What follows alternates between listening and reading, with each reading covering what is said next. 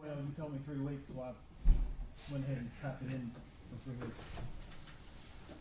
But I've changed it on the original.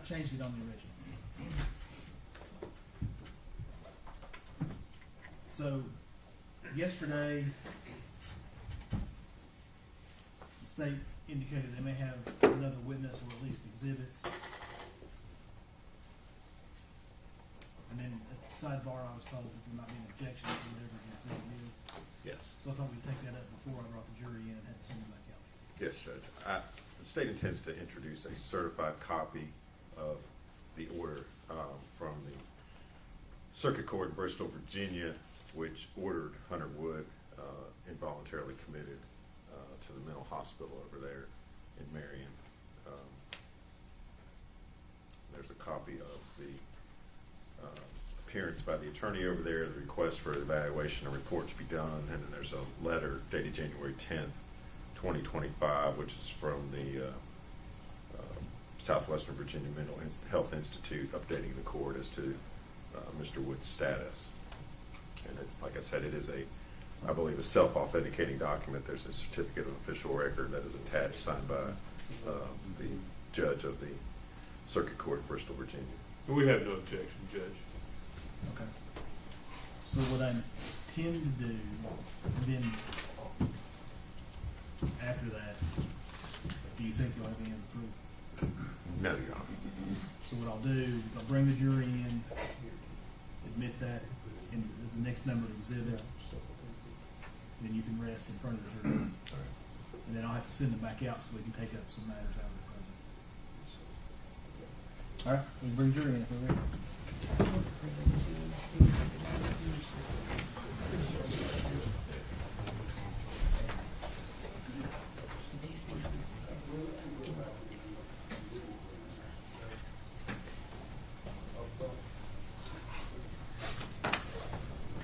Everyone stand, please.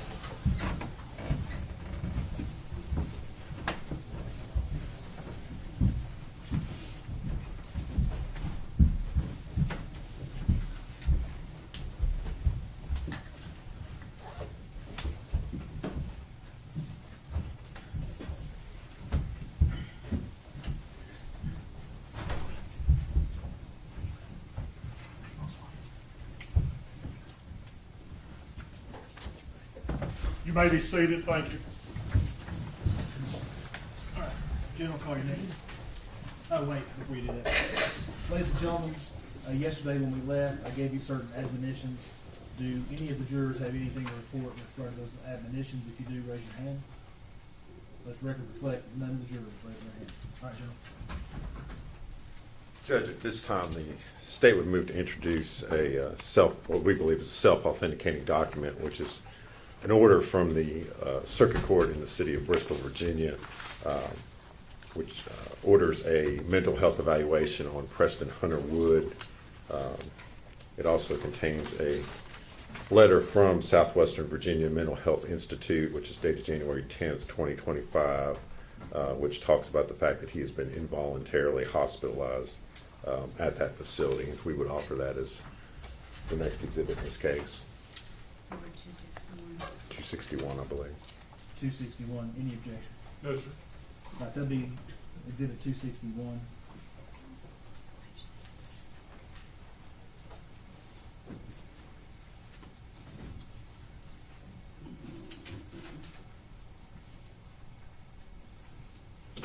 All right, call you next. Judge, the state would rest. All right, ladies and gentlemen, I know you've only been out here for 2.5 minutes, but I'm going to send you with the officer for a few minutes. Everyone stand, please.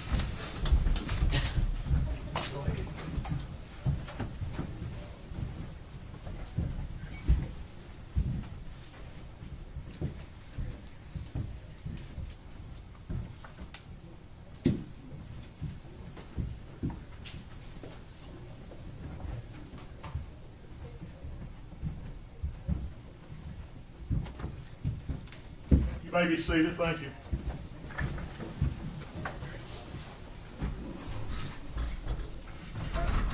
Mr. Scott, you have a motion? Judge, pursuant to Rule 29 of the Rules of criminal procedure, I move the court for a judgment of acquittal as to all counts. Just briefly, I'll go through them.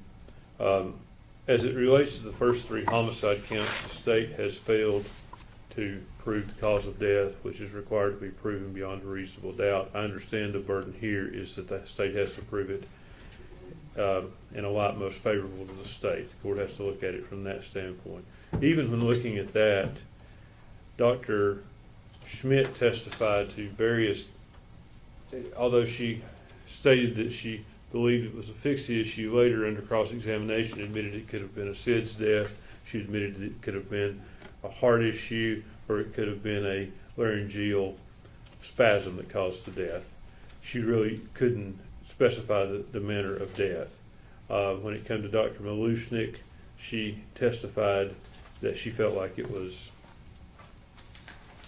asphyxia caused by being placed in the trash can, but ultimately she did answer that she could not conclusively say that the baby was alive or dead before being placed in the trash can.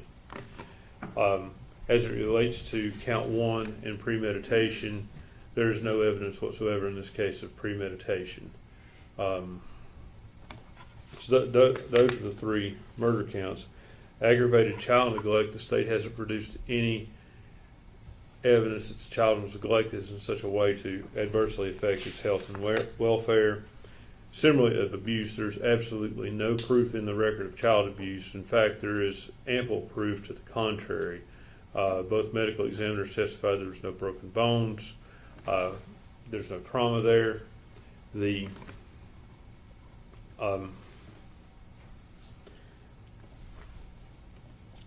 There's testimony, I think, from 6 lay witnesses talking about Megan was a good mother, a loving mother. They never saw any signs of abuse. The pediatrician testified that she never saw any signs of abuse, or she would have reported it under her duty under the law.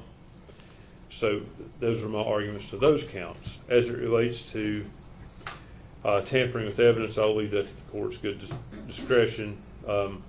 False report, obviously, there is, as it relates to those, there is a double jeopardy issue that the court will have to address if the jury returns multiple verdicts on those, but I will leave those for now, but I do move for a judgment of acquittal without further argument.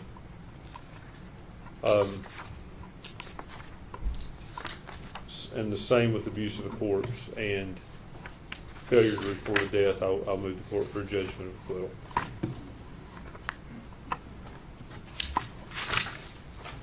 Jim? I'll be brief, Judge. Of course, the court reviews this motion in viewing the evidence in the light most favorable to the state. As far as Mr. Scott's argument regarding premeditation, I think the proof's been pretty clear in this case. The child's found upside down, stuffed into a trash can with its head wrapped in a blanket, and then on top of that, there's a substantial amount of aluminum foil. I think that clearly shows an intent to murder. So we would argue that the element of premeditation is at least shown through the physical evidence in this case. As far as the remaining counts showing the cause of death, both medical examiners, their opinions as they came in yesterday were that this was a homicide and that Evelyn Boswell died from asphyxiation. Mr. Scott certainly challenged and threw some other possibilities out there, but at the end of the day, that was their opinion as to the cause and manner of death. So I believe that the proof has been sufficient at this point to show how the child died and to let the jury make decisions on all the remaining counts. All right. Of course, as Mr. Scott and the general has stated, in viewing the evidence in light of the Rule 29 motion for judgment of acquittal, the court's required to view the evidence in the light most positive to the state. And looking at these charges and proof through that lens, with regard to count one, premeditation, I think coupled with the physical evidence of the way the child was wrapped and placed in the trash can. And you couple that with the voluminous amount of evidence where the defendant was giving different stories as to where the child was, as to how the child was doing. When you look at that count in light of the statements the defendant was making on social media, the fact that there seemed to be, from the proof, there seemed to be a cutoff date where before that date, the defendant seemed to be very caring for the child, and after that date, it was story after story about where the child was. The defendant appeared to have moved on to other things. And I think when you take all that evidence and a lot most favorable to the state, that the jury would be able to find premeditation. As for the cause of death, both medical examiners stated that in their professional expert opinion, the cause of death was asphyxiation. Again, Mr. Scott did a good job cross-examining those witnesses to introduce other potential theories. But the courts of the opinion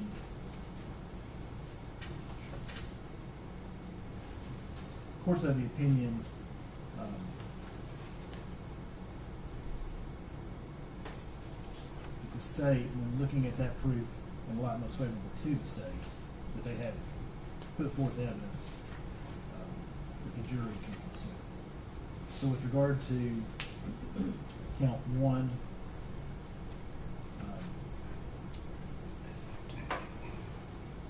I'm going to deny the motion for judgment of acquittal. With regard to counts 2 and 3, the abuse or the neglect, I think that taken in the light most favorable to the state, the fact that that child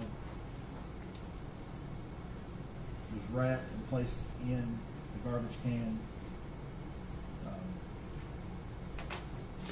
I think the jury can look at that. And I think that those facts taken along with all the other proof in the case. There was testimony that the child was filthy, dirty toward the time late November, early December. I know that the one babysitter testified how dirty the child was. We saw pictures of the living condition of that trailer when the gentleman was cleaning it out. And I think that taking all that together, the jury would be warranted in finding abuse or neglect. I think that taking the light most favorable to the state, that those two counts would survive the Rule 29 motion, and I'm going to deny the motion with regard to those two counts as well. With regard to the tampering with evidence and false report charges, as well as the abuse of the courts and failure to report, when the court looks at all the statements, all the messages, all the social media posts, when you take those as a whole and view them in the light most favorable to the state,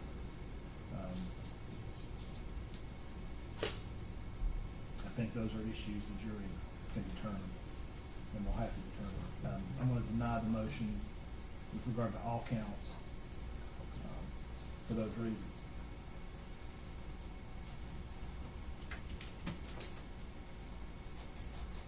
Mr. Scott, first question that I have for you is, will the defendant testify? Judge, we're prepared to state at this time the defendant will not be testifying. All right. In that case, we have to go through the Moman versus State questioning. And I'm gonna hand this down and let you do that. Judge, for the purposes of the record, would you like her to come to the, No, just put the microphone back up on the table for that. We just need to make sure she's recorded.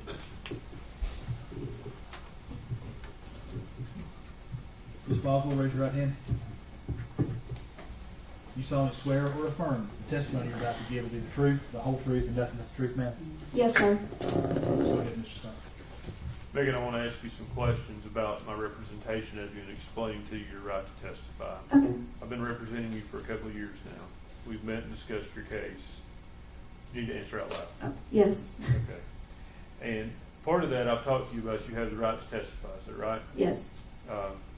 And if the jury can't hold it against you if you don't testify, do you understand that? Yes. Do you understand you have a right not to testify? Yes. Okay. And if you decided you wanted to testify, I couldn't stop you from that. Judge Goodwin couldn't stop you. Mr. Harper couldn't. That's solely your decision. You understand that? Yes. And after consulting with me and looking at the evidence and hearing the proof here in court, have you made a decision as to whether or not you want to testify? Yes, I have. Do you want to testify? No. I think I covered it, Judge. Approach. Yeah.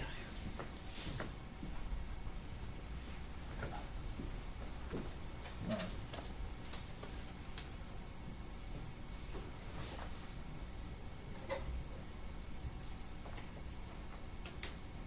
Will you have other proof? No. No? I know it seems like a calisthenics exercise, but we need to bring the jury in. I need to ask you that question in front of the jury, and then you can rest. And then I gotta send the jury out so we can finalize the charge and give the parties time, because what we'll do, as soon as the proof closes, we'll take a break, and it'll be an extended break. We'll take a break so that I can get the charge finalized, and then what I do is I will make a notebook for each juror so that they can read and follow along as I read the charge to them. It's been my experience, especially after lunch, that fewer of them nod off if they're reading with me. Plus, it gives them the charge when they go back in to deliberate. Each one of them has a copy of the charge so they can actually look at it and refer to it. And that also will give you time, because what I'll do is once the charge is done and I get the notebooks ready, we'll bring them back and I will read the charge to the jury up until almost the end. And then I will have you argue your case, and then I will finalize it and send it out to you. That's the Yes, sir. process going forward. And during this extended break, it will give you all time to go through your notes, go through the exhibits, organize your thoughts for closing argument. Okay? So we need to bring the jury.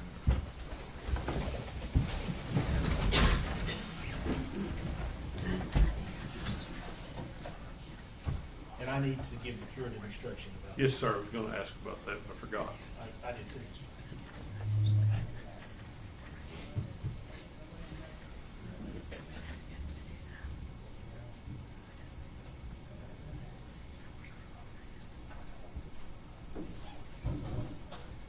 Everyone stand, please.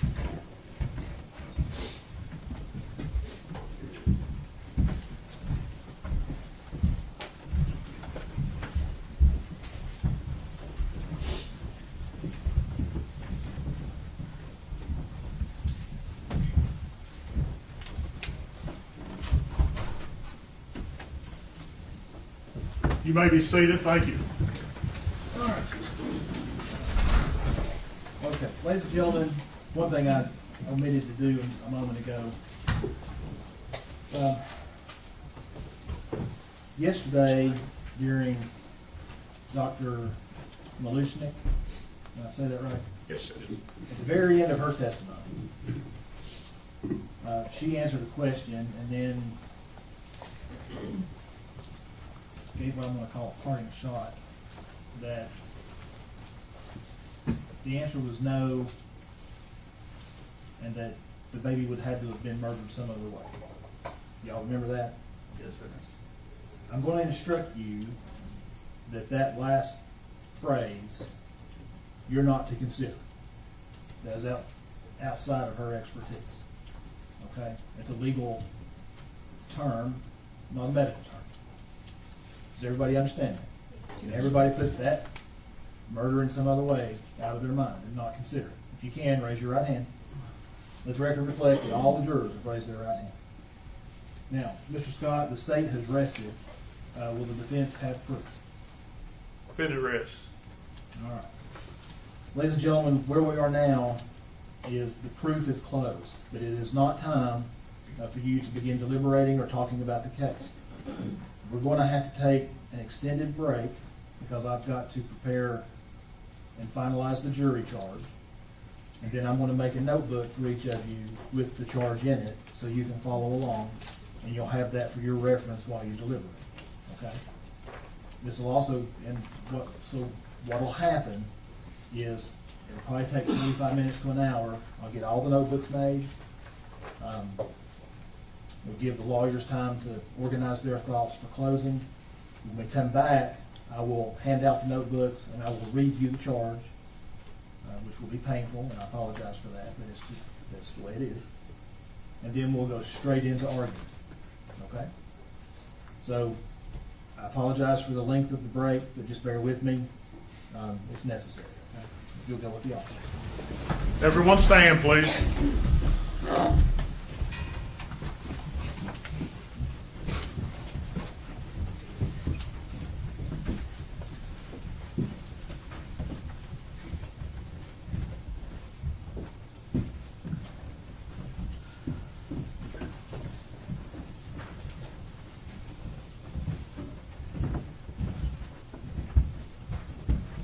You may be seated, thank you.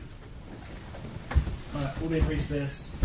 We'll probably take 45 minutes to get these books done.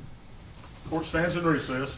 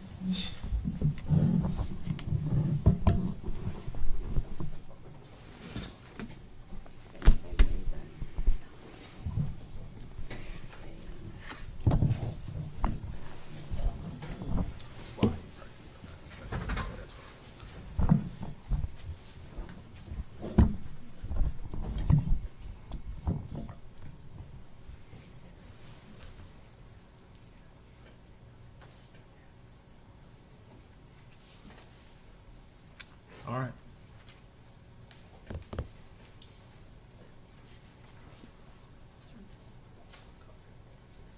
I'm going to ask this one last time. Have y'all reviewed the final charge, or the charge in its final form? I have, Judge. I have to. And on behalf of the state, General, do you accept the charge as written? Yes, Judge.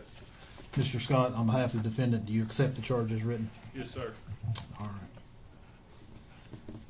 What I'm going to do, it's 81 pages long.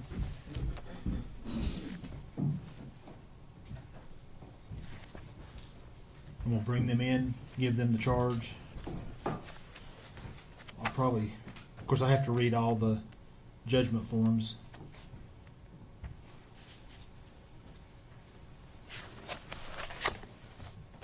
If you look at it on page 49,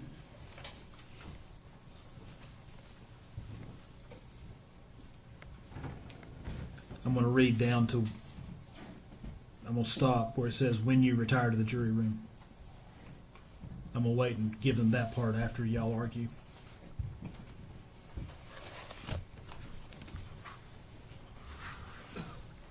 I would ask if the state's ready, but I think General Harper just left. He's coming right back. He left his copy of the jury instructions on his desk. He's just grabbing them. The state is otherwise ready. And I won't say it, I'm sure I won't think to say it, but the presentment is required to go back with the jury charge, and it's in the back of the book.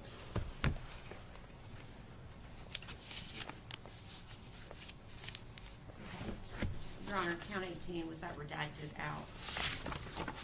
Just making sure. Yep. Yeah. Thought we did, Judge, I just couldn't remember now. Yep.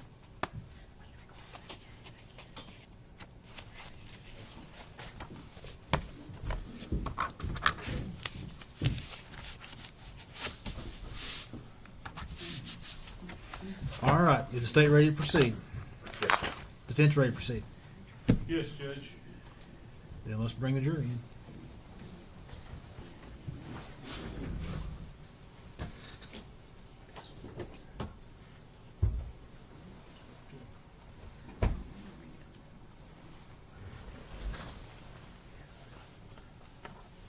Everyone stand, please.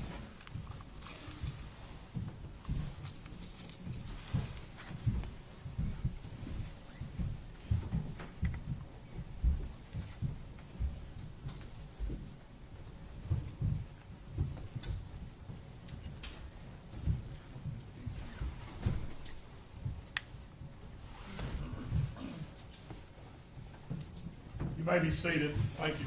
All right. All right. In the criminal court for Sullivan County, Tennessee, at Blumble, State of Tennessee versus Megan Boswell, defendant, case number S72869, date February 3rd through 12, 2025. Count 1, first degree premeditated murder. Count 2, first degree murder in the perpetration of a felony. Count 3, first degree murder in the perpetration of a felony. Count 4, aggravated child abuse. Count 5, aggravated child neglect. Count 6, tampering with evidence. Count 7 through 17, false report. Count 19, abuse of a corpse. Count 20, failure to report a death under suspicious, unusual, or unnatural circumstances. Jury instructions. Members of the jury. Count 1 of the presentment charges the defendant Megan Boswell with the offense of premeditated first-degree murder. This offense embraces the lesser included offenses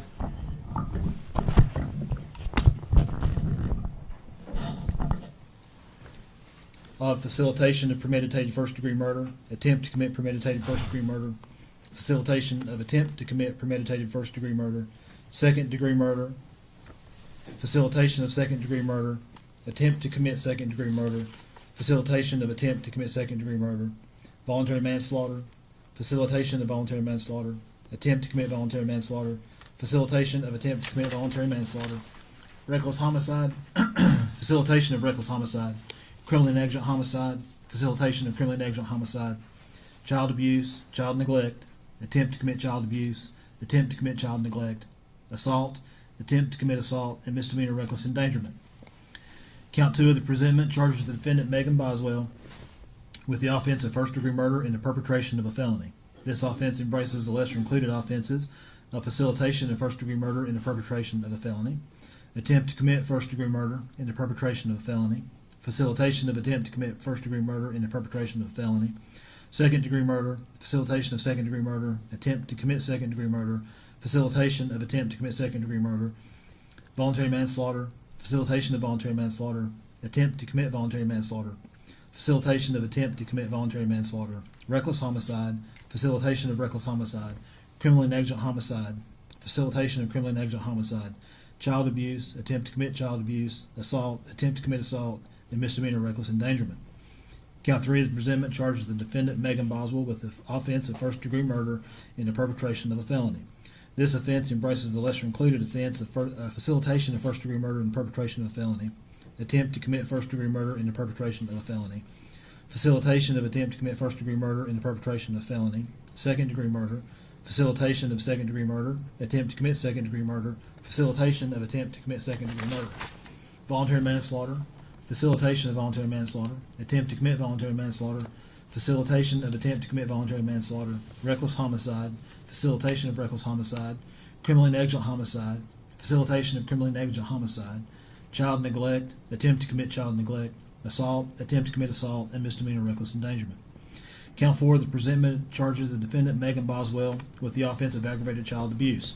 This offense embraces the lesser-included offenses of facilitation of aggravated child abuse, attempt to commit aggravated child abuse, facilitation of attempt to commit aggravated child abuse, aggravated assault, facilitation of aggravated assault, attempt to commit aggravated assault, facilitation of attempt to commit aggravated assault, reckless aggravated assault, facilitation of reckless aggravated assault, misdemeanor reckless endangerment, child abuse, attempt to commit child abuse, assault, and attempt to commit assault. Count 5 of the presentment charges the defendant Megan Boswell with the offense of aggravated child neglect.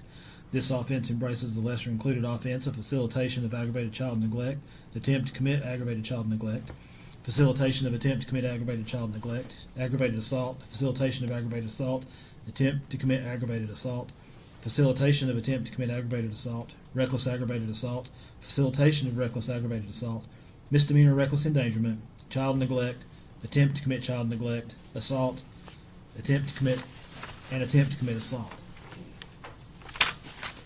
Count 6 of the presentment charges the defendant Megan Boswell with the offense of tampering with evidence. This offense embraces the lesser-included offense of facilitation of tampering with evidence, attempt to commit tampering with evidence, and facilitation of attempt to commit tampering with evidence.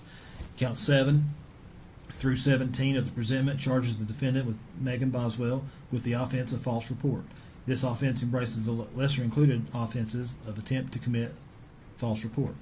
Count 19 of the presentment charges the defendant Megan Boswell with the abuse of a corpse. This offense embraces the lesser-included offense of facilitation of abuse of a corpse and attempt to commit abuse of a corpse.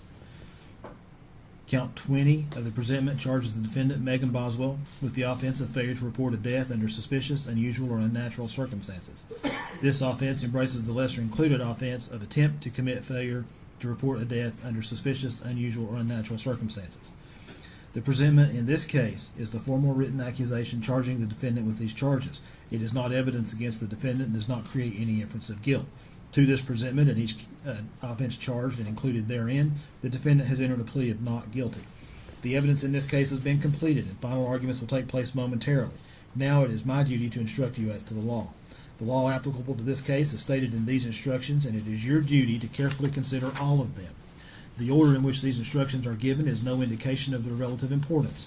You should not single out any one or more of them to the exclusion of another or others, but should consider each one in light of and in harmony with the others. At times during the trial I have ruled upon the admissibility of evidence. You must not concern yourself with these rulings. Neither by such rulings, these instructions, nor any other remarks that I have made do I mean to indicate any opinion as to the facts or as to what your verdict should be. Statements, arguments, and remarks of counsel are intended to help you in understanding the evidence and applying the law, but they are not evidence. If any statements were made that you believe are not supported by the evidence, you should disregard them. As to any question to which an objection was sustained, you must not speculate as to what the answer might have been or as to the reason for the objection, and you must assume the answer would be of no value to you in your deliberations. You must not consider for any purpose any offer of evidence that was rejected, or any evidence that was stricken out by the court. Such matters to be treated as though you had never known it. You must never speculate to be true any insinuation suggested by a question asked of a witness. A question is not evidence and may be considered only as it supplies meaning to the answer. Whenever the singular of a word is used in these instructions, it may be taken equally to mean the plural unless clearly inapplicable. Whenever the word he is used in these instructions, you may consider it as applying equally to a woman. The law presumes that the defendant is innocent of the charge against her. This presumption remains with the defendant throughout every stage of the trial, and it is not overcome unless, from all the evidence in the case, you are convinced beyond a reasonable doubt that the defendant is guilty. The state has the burden of proving the guilt of the defendant beyond a reasonable doubt, and this burden never shifts but remains on the state throughout the trial of the case. The defendant is not required to prove her innocence. Reasonable doubt is that doubt engendered by an investigation of all the proof in the case and an inability after such investigation to let the mind rest easily as to the certainty of guilt. A conviction cannot be based on conjecture, suspicion, or a mere belief that the defendant is guilty of the crime charged. Reasonable doubt is a high burden, but it does not mean proof to an absolute certainty. Absolute certainty of guilt is not demanded by the law to convict of any criminal charge, but moral certainty is required, and this certainty is required as to every element of the offense. Reasonable doubt does not mean a captious, possible, or imaginary doubt. A reasonable doubt is not a whim, it is not speculation or suspicion. It is not an excuse to avoid the performance of an unpleasant duty, and it is not sympathy. A reasonable doubt is a doubt based upon reason and common sense after careful and impartial consideration of all the evidence in this case. The state must have proved beyond a reasonable doubt all the elements of the crime charged, that the crime, if in fact committed, was committed by the defendant before the finding and returning of the presentment in this case. The date of the offense is not an essential element of any of the offenses charged in the presentment or any lesser included offense. The state is not required to prove beyond a reasonable doubt a specific date upon which any of the alleged offenses occurred. The state is only required to prove beyond a reasonable doubt that the alleged offenses occurred before the finding and returning of the presentment in this case. The burden is upon the state to prove by preponderance of the evidence that this offense was committed in Sullivan County, Tennessee. Proof by preponderance of the evidence means that the greater weight of the evidence must be in support of the state's contention. Venue of the offense lies in the county where the offense was commenced or consummated. If you find that the state has failed to prove by preponderance of the evidence that this offense was committed or consummated in Sullivan County, Tennessee, then you must return a verdict of not guilty. If you have read or heard anything about the case other than in open court, you should disregard what you read or heard and base your verdict only upon the law and evidence presented under the direction of the court. You are the exclusive judges of the facts in this case. Also, you are the exclusive judges of the law under the direction of the court. You should apply the law to the facts in deciding this case. You should consider all the evidence in light of your own observations and experience in life. You are the exclusive judge of the credibility of the witnesses and the weight to be given to their testimony. If there are conflicts in the testimony of the different witnesses, you must reconcile them if you can, without hastily or rashly concluding that any witness has sworn falsely, for the law presumes that all witnesses are truthful. In forming your opinion as to the credibility of a witness, you may look to the proof, if any, of his or her general character, the evidence, if any, of the witness's reputation for truth and veracity, the intelligence and respectability of the witness, his or her interest or lack of interest in the outcome of the trial, his or her feelings, his or her apparent fairness or bias, his or her means of knowledge, the reasonableness of his or her statements, his or her appearance and demeanor while testifying, his or her contradictory statements as to material matters, if any are shown, and all the evidence in the case tending to corroborate or to contradict him or her. A witness may be impeached by proving that he or she has made some material statements out of court which are at variance to his or her evidence on the witness stand. However, proof of such prior inconsistent statements may be considered by you only for the purpose of testing the witness's credibility and not as substantive evidence of the truth of the matter asserted in such out-of-court statements. Further, a witness may be impeached by careful cross-examination involving the witness in contradictory, unreasonable, and improbable statements. However, immaterial discrepancies or differences in the statements of witnesses do not affect their credibility unless it should plainly appear that some witness has willfully testified falsely. When a witness is thus impeached, the jury has the right to disregard his or her evidence and treat it as untrue, except where it is corroborated by other credible testimony or by the facts and circumstances proved in the trial.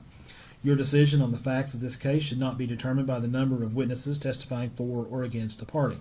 You should consider all of the facts and circumstances in evidence to determine which of the witnesses you choose to believe or not to believe. The defendant has the right to remain silent, that is, the right not to testify. You shall not consider such silence as evidence of guilt, and you can draw no inferences of guilt from such silence or decision not to testify. You are reminded that the state has the burden to prove guilt of any offense beyond a reasonable doubt. Evidence has been introduced in this trial of a statement or statements by the defendant made outside the trial alleged to show an admission against interest. An admission against interest is a statement by the defendant which acknowledges the existence or truth of some fact necessary to be proven to establish the guilt of the defendant, or which tends to show guilt of the defendant, or is evidence of some material fact but not amounting to a confession. While this evidence has been received, it remains your duty to decide if in fact such statement was ever made. If you believe a statement was not made by the defendant, you should not consider it. If you decide the statement was made by the defendant, you must judge the truth of the facts stated. In so determining, consider the circumstances under which the statement was made.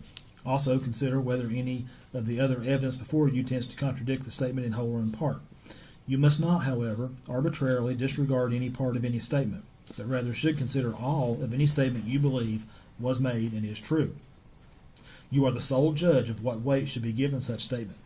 If you decide a statement was made, you should consider it with all the other evidence in the case in determining the defendant's guilt or innocence.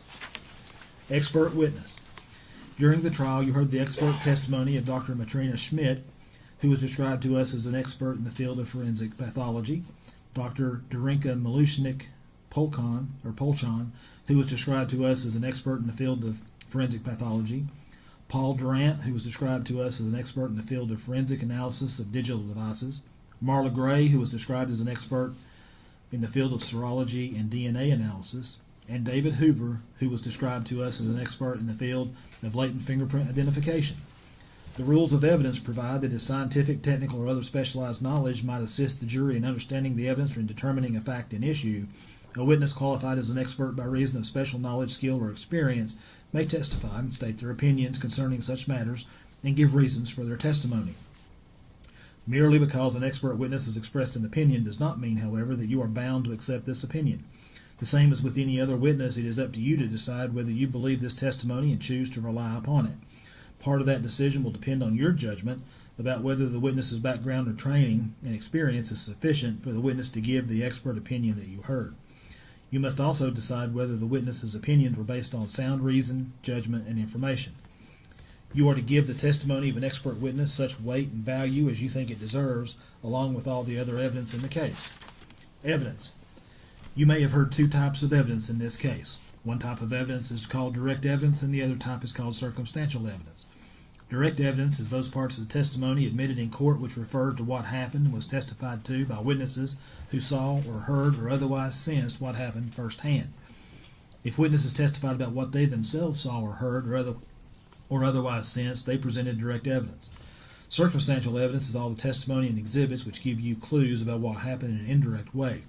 It consists of all the evidence which is not direct evidence. Do not assume that direct evidence is always better than circumstantial evidence. According to our laws, direct evidence is not necessarily better than circumstantial evidence. Either type of evidence can prove a fact if it is convincing enough. A defendant may be convicted on direct evidence, circumstantial evidence, or both. The law makes no distinction between the weight that you should give either direct or circumstantial evidence. It is for you to decide how much weight to give any evidence. The crime charged or included in each count of the presentment is a separate and distinct offense.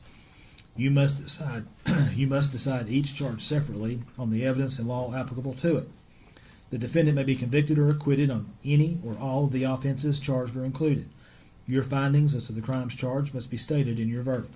You will not be provided with a transcript of the testimony, however, you were permitted to take written notes. Notes taken by a juror to be used only as an aid to the memory of that juror alone and may not be used as authority in the jury deliberation room.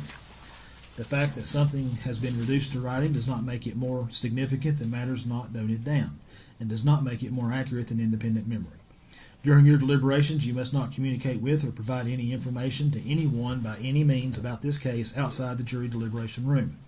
You may not use any electronic device or media such as a telephone, cell phone, smartphone, iPhone, BlackBerry, or computer, the internet, any internet service, or any text or instant messaging service, or any internet chat room, blog, or website, including all social media, to communicate to anyone any information about this case, or to conduct any research about this case until you have returned your verdict and the trial has concluded. The court will now instruct you as to the law applicable to all counts of the presentment.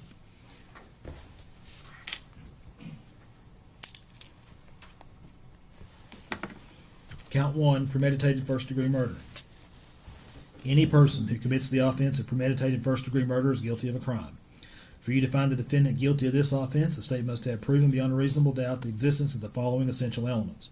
1, that the defendant unlawfully killed the alleged victim, and 2, that the defendant acted intentionally, and 3, that the killing was premeditated. Intentionally means that a person acts intentionally when it is the person's conscious objective or desire to cause the death of the alleged victim. A premeditated act is one done after the exercise of reflection and judgment. Premeditation means that the intent to kill must have been formed prior to the act itself. It is not necessary that the purpose to kill pre-exist in the mind of the accused for any definite period of time. The mental state of the accused at the time she allegedly decided to kill must be carefully considered to determine whether the accused was sufficiently free from excitement and passion as to be capable of premeditation. If the design to kill was formed with premeditation, it is immaterial that the accused may have been in a state of passion or excitement when the design was carried into effect. Furthermore, premeditation can be found if the decision to kill is first formed during the heat of passion, but the accused commits the act after the passion has subsided. If you find from the proof beyond a reasonable doubt that the defendant is guilty of premeditated first-degree murder, then the jury will not fix a fine. If you have a reasonable doubt as to the defendant's guilt of premeditated first-degree murder, as charged in the presentment, then your verdict must be not guilty as to this offense. Count 2. First-degree murder in the perpetration of a felony. Any person who commits first-degree murder is guilty of a crime. For you to find the defendant guilty of this offense, the state must have proven beyond a reasonable doubt the existence of the following essential elements. 1, that the defendant unlawfully killed the alleged victim, and 2, that the killing was committed in the perpetration of or the attempt to perpetrate the alleged aggravated child abuse, that is, that the killing was closely connected to the alleged aggravated child abuse and was not a separate, distinct, and independent event, and 3, that the defendant intended to commit the alleged aggravated child abuse. The following essential elements apply to aggravated child abuse. 1, that the defendant knowingly, other than by accidental means, treated a child in such a manner as to inflict injury.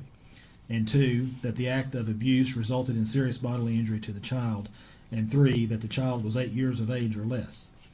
The intent to commit the underlying felony must exist prior to or concurrent with the commission of the act causing the death of the victim. Proof that such intent to commit the underlying felony existed before or concurrent with the act of killing is a question of fact to be decided by the jury after consideration of all the facts and circumstances. Consideration of such factors as time, place, and causation is helpful in determining whether a killing was committed in the perpetration of the alleged aggravated child abuse. The killing may precede, coincide with, or follow the aggravated child abuse and still be considered as occurring in the perpetration of the aggravated child abuse, so long as there is a connection in time, place, and continuity of action. Knowingly means that a person acts knowingly with respect to the conduct or the circumstances surrounding the conduct when the person is aware of the nature of the conduct or that the circumstances exist. The requirement of knowingly is also established if it is shown that the defendant acted intentionally. Intentionally means that a person acts intentionally with respect to the nature of the conduct when it is the person's conscious objective or desire to engage in the conduct. Child and serious bodily injury are defined for you in the definition section of these instructions. If you find from the proof beyond a reasonable doubt that the defendant is guilty of first-degree murder in the perpetration of a felony, then the jury will not fix a fine. If you have a reasonable doubt as to the defendant's guilt of first-degree murder in the perpetration of a felony, as charged in the presentment, then your verdict must be not guilty as to this offense. Count 3, first-degree murder in the perpetration of a felony. Any person who commits first-degree murder is guilty of a crime. For you to find the defendant guilty of this offense, the state must have proven beyond a reasonable doubt the existence of the following essential elements. 1, that the defendant unlawfully killed the alleged victim, and 2, that the killing was committed in the perpetration of or the attempt to perpetrate the alleged aggravated child neglect. That is, that the killing was closely connected to the alleged aggravated child neglect, and was not a separate, distinct, and independent event. And 3, excuse me, 3, that the defendant intended to commit the alleged aggravated child neglect. The following essential elements apply to aggravated child neglect. 1, that the defendant knowingly neglected a child so as to adversely affect the child's health and welfare. And 2, that the act of neglect resulted in serious bodily injury to the child, and 3, that the child was 8 years of age or less. The intent to commit the underlying felony must exist prior to or concurrent with the commission of the act causing the death of the victim. Proof that such intent to commit the underlying felony existed before or concurrent with the act of killing is a question of fact to be decided by the jury after consideration of all the facts and circumstances. Consideration of such factors as time, place, and causation is helpful in determining whether a killing was committed in the perpetration of the alleged aggravated child neglect. The killing may precede, coincide with, or follow the aggravated child neglect and still be considered as occurring in the perpetration of the aggravated child neglect, so long as there is a connection in time, place, and continuity of action.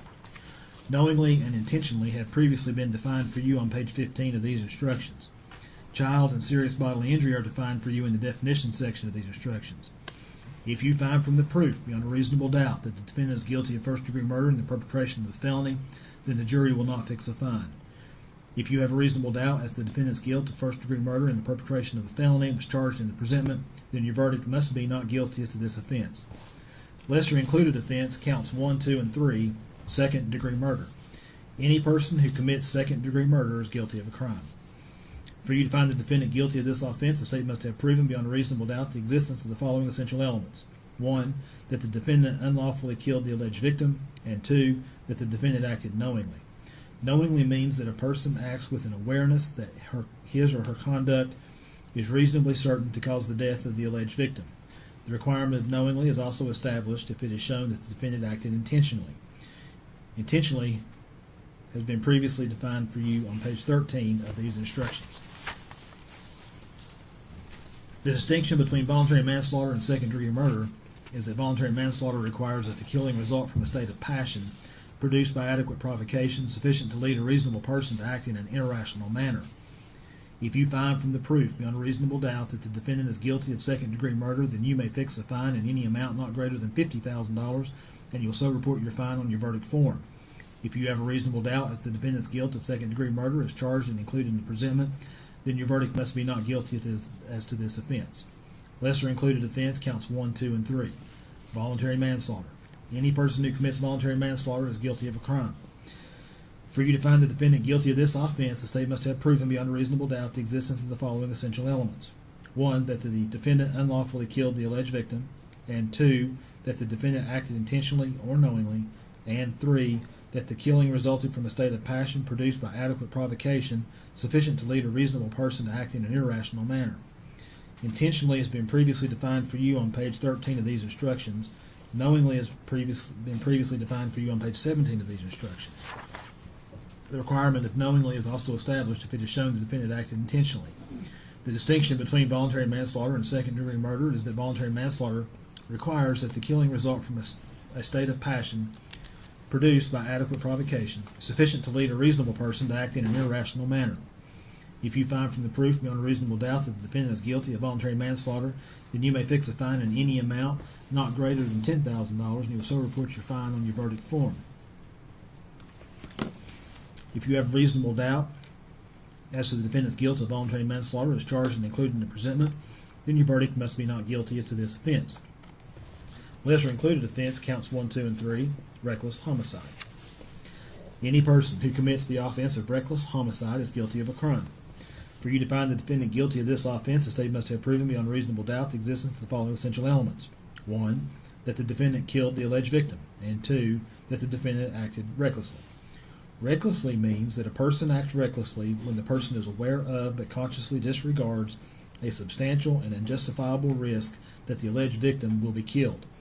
The risk must be of such a nature and degree that its disregard constitutes a gross deviation from the standard of care that an ordinary person would exercise under all the circumstances as viewed from the accused person's standpoint.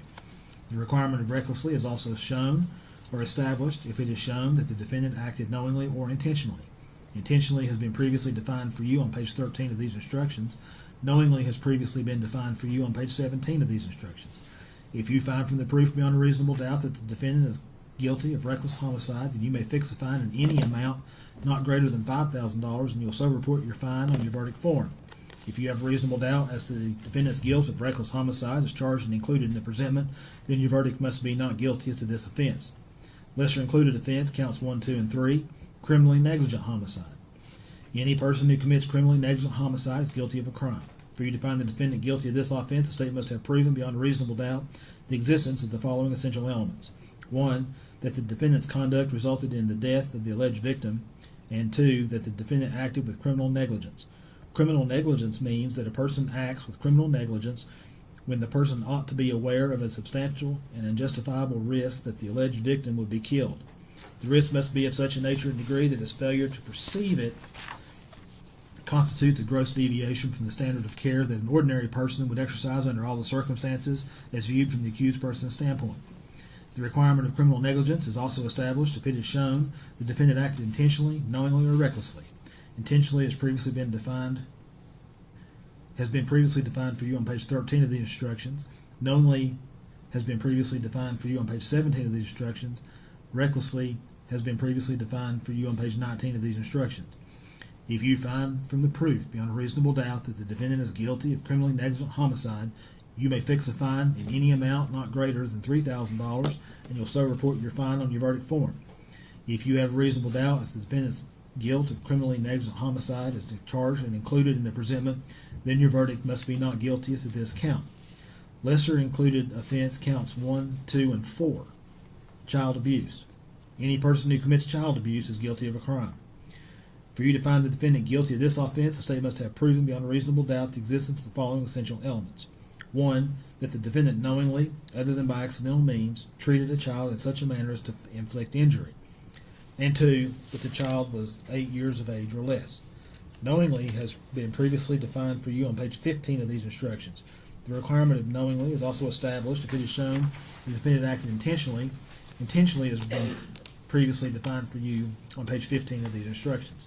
Child and bodily injury are defined for you in the definition section of these instructions. If you find from the proof beyond a reasonable doubt that the defendant is guilty of child abuse, you may fix a fine in any amount not greater than $2,500, and you so report your fine on your verdict form. If you have a reasonable doubt as to the defendant's guilt of child abuse as charged in the presentment, then your verdict must be not guilty as to this offense. Lesser included offense counts 1, 3, and 5. Child neglect. Any person who commits child neglect is guilty of a crime. For you to find the defendant guilty of this offense, the state must have proven beyond a reasonable doubt the existence of the following essential elements. 1, that the defendant knowingly neglected a child so as to adversely affect the child's health and welfare, and 2, that the child was 8 years of age or less. Knowingly has been previously defined for you on page 15 of these instructions. The requirement of knowingly is also established if it is shown the defendant acted intentionally. Intentionally has been previously defined for you on page 15 of these instructions. Child and bodily injury are defined for you in the definition section of these instructions. The requirement of knowingly is also established if it is shown the defendant acted intentionally.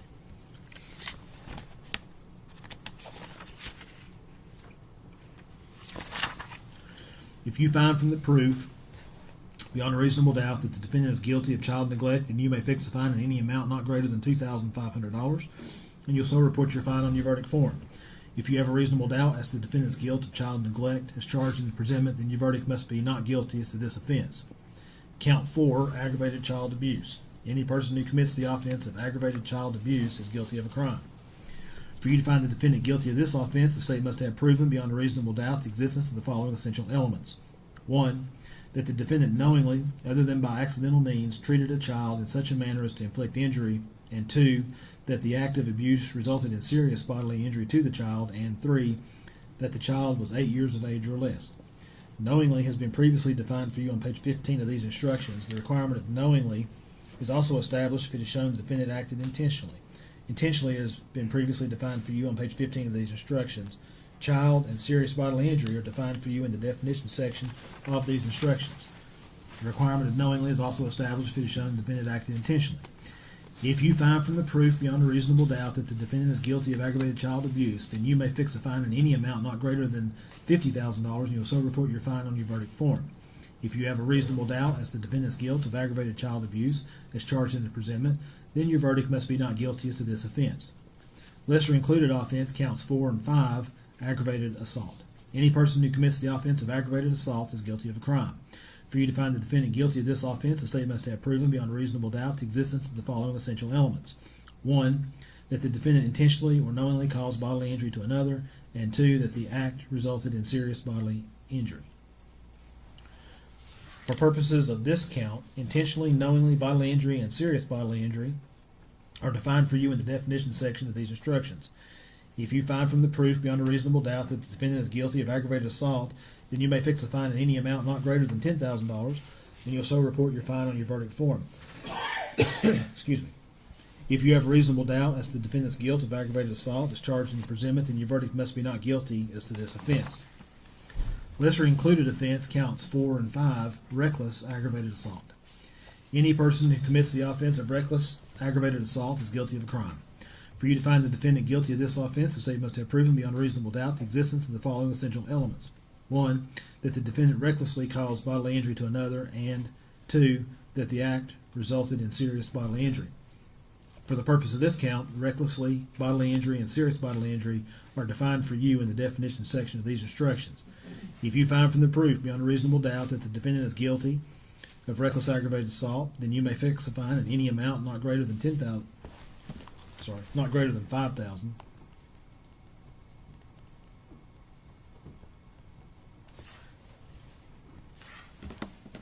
And you'll so report your fine on your verdict form. If you have a reasonable doubt as to the defendant's guilt of reckless aggravated assault as charged in the presentment, then your verdict must be not guilty as to this offense. Ladies and gentlemen, anytime that I make a change, I'm making the change in the notebook that's black. It says original charge. This is the official original charge. Those are just your copies, okay? Lesser included offense counts 1, 2, 3, 4, and 5. Assault.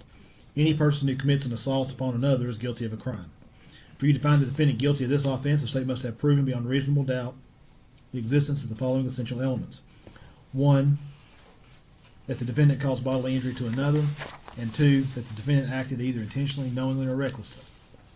For purposes of this count, intentionally, knowingly, recklessly, and bodily injury are defined for you in the definition section of these instructions. If you find from the proof beyond a reasonable doubt that the defendant is guilty of assault, then you may fix a fine in any amount not greater than $2,500, and you'll so report your fine on your verdict form. If you have a reasonable doubt as to the defendant's guilt of assault as charged in the presentment, then your verdict must be not guilty as to this offense. Lesser included offense counts 1, 2, 3, 4, and 5. Misdemeanor reckless endangerment. Any person who commits the offense of misdemeanor reckless endangerment is guilty of a crime. For you to find the defendant guilty of this offense, the state must have proven beyond a reasonable doubt the existence of the following essential elements. 1, that the defendant engaged in conduct which placed or might have placed another person in imminent danger of death or serious bodily injury, and 2, that the defendant acted recklessly. For the threat of death or serious bodily injury to be imminent, the person must be placed in a reasonable probability of danger as opposed to a mere possibility of danger. Before you can convict the defendant, the state must show beyond a reasonable doubt that a person or class of persons was in the zone of danger. The zone of danger is that area in which a reasonable probability exists that the defendant's conduct would place others in imminent danger of death or serious bodily injury. For purposes of this count, recklessly, intentionally, knowingly, and serious bodily injury are defined for you in the definition section of these instructions. The requirement of recklessly is also established if it is shown the defendant acted intentionally or knowingly. If you find from the proof beyond a reasonable doubt that the defendant is guilty of misdemeanor reckless endangerment, then you may fix a fine in any amount not greater than $2,500, and you'll so report your fine on your verdict form. If you have a reasonable doubt as to the defendant's guilt of misdemeanor reckless endangerment as charged in the presentment, then your verdict must be not guilty as to this offense. Count 5, aggravated child neglect. Any person who commits the offense of aggravated child neglect is guilty of a crime. For you to find the defendant guilty of this offense, the state must have proven beyond a reasonable doubt the existence of the following essential elements. 1, that the defendant knowingly neglected a child so as to adversely affect the child's health and welfare, and 2, that the act of neglect resulted in serious bodily injury to the child, and 3, that the child was 8 years of age or less. Knowingly has been previously defined for you on page 15 of these instructions. The requirement of knowingly is also established if it is shown the defendant acted intentionally. Intentionally has been previously defined for you on page 15 of these instructions. Adversely affect the child's health and welfare, child, and serious bodily injury are defined for you in the definition section of these instructions. If you find from the proof beyond a reasonable doubt that the defendant is guilty of aggravated child abuse, then you may fix a fine in any amount not greater than $50,000, and you'll so report your fine on your verdict form. That should say neglect.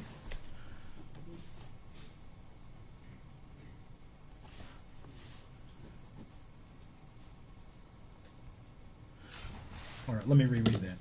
If you find from the proof beyond a reasonable doubt that the defendant is guilty of aggravated child neglect, then you may fix a fine in any amount not greater than $50,000, and you'll so report your fine on your verdict form. If you have a reasonable doubt as to the defendant's guilt of aggravated child neglect as charged in the presentment, then your verdict must be not guilty as to this offense. Count 6, tampering with evidence. Any person who commits the offense of tampering with evidence is guilty of a crime. For you to find the defendant guilty of this offense, the state must have proven beyond a reasonable doubt the existence of the following essential elements. 1, that the defendant knew an investigation was in progress, and 2, that the defendant concealed a thing with the intent to impair its availability as evidence in the investigation. For purposes of this count, knew, conceal, destroy, and bodily injury are defined for you in the definition section of these instructions.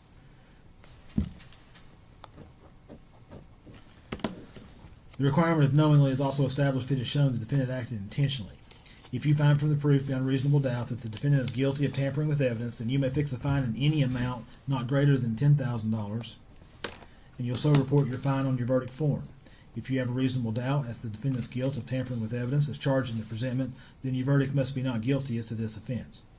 Count 7 through 17, false report.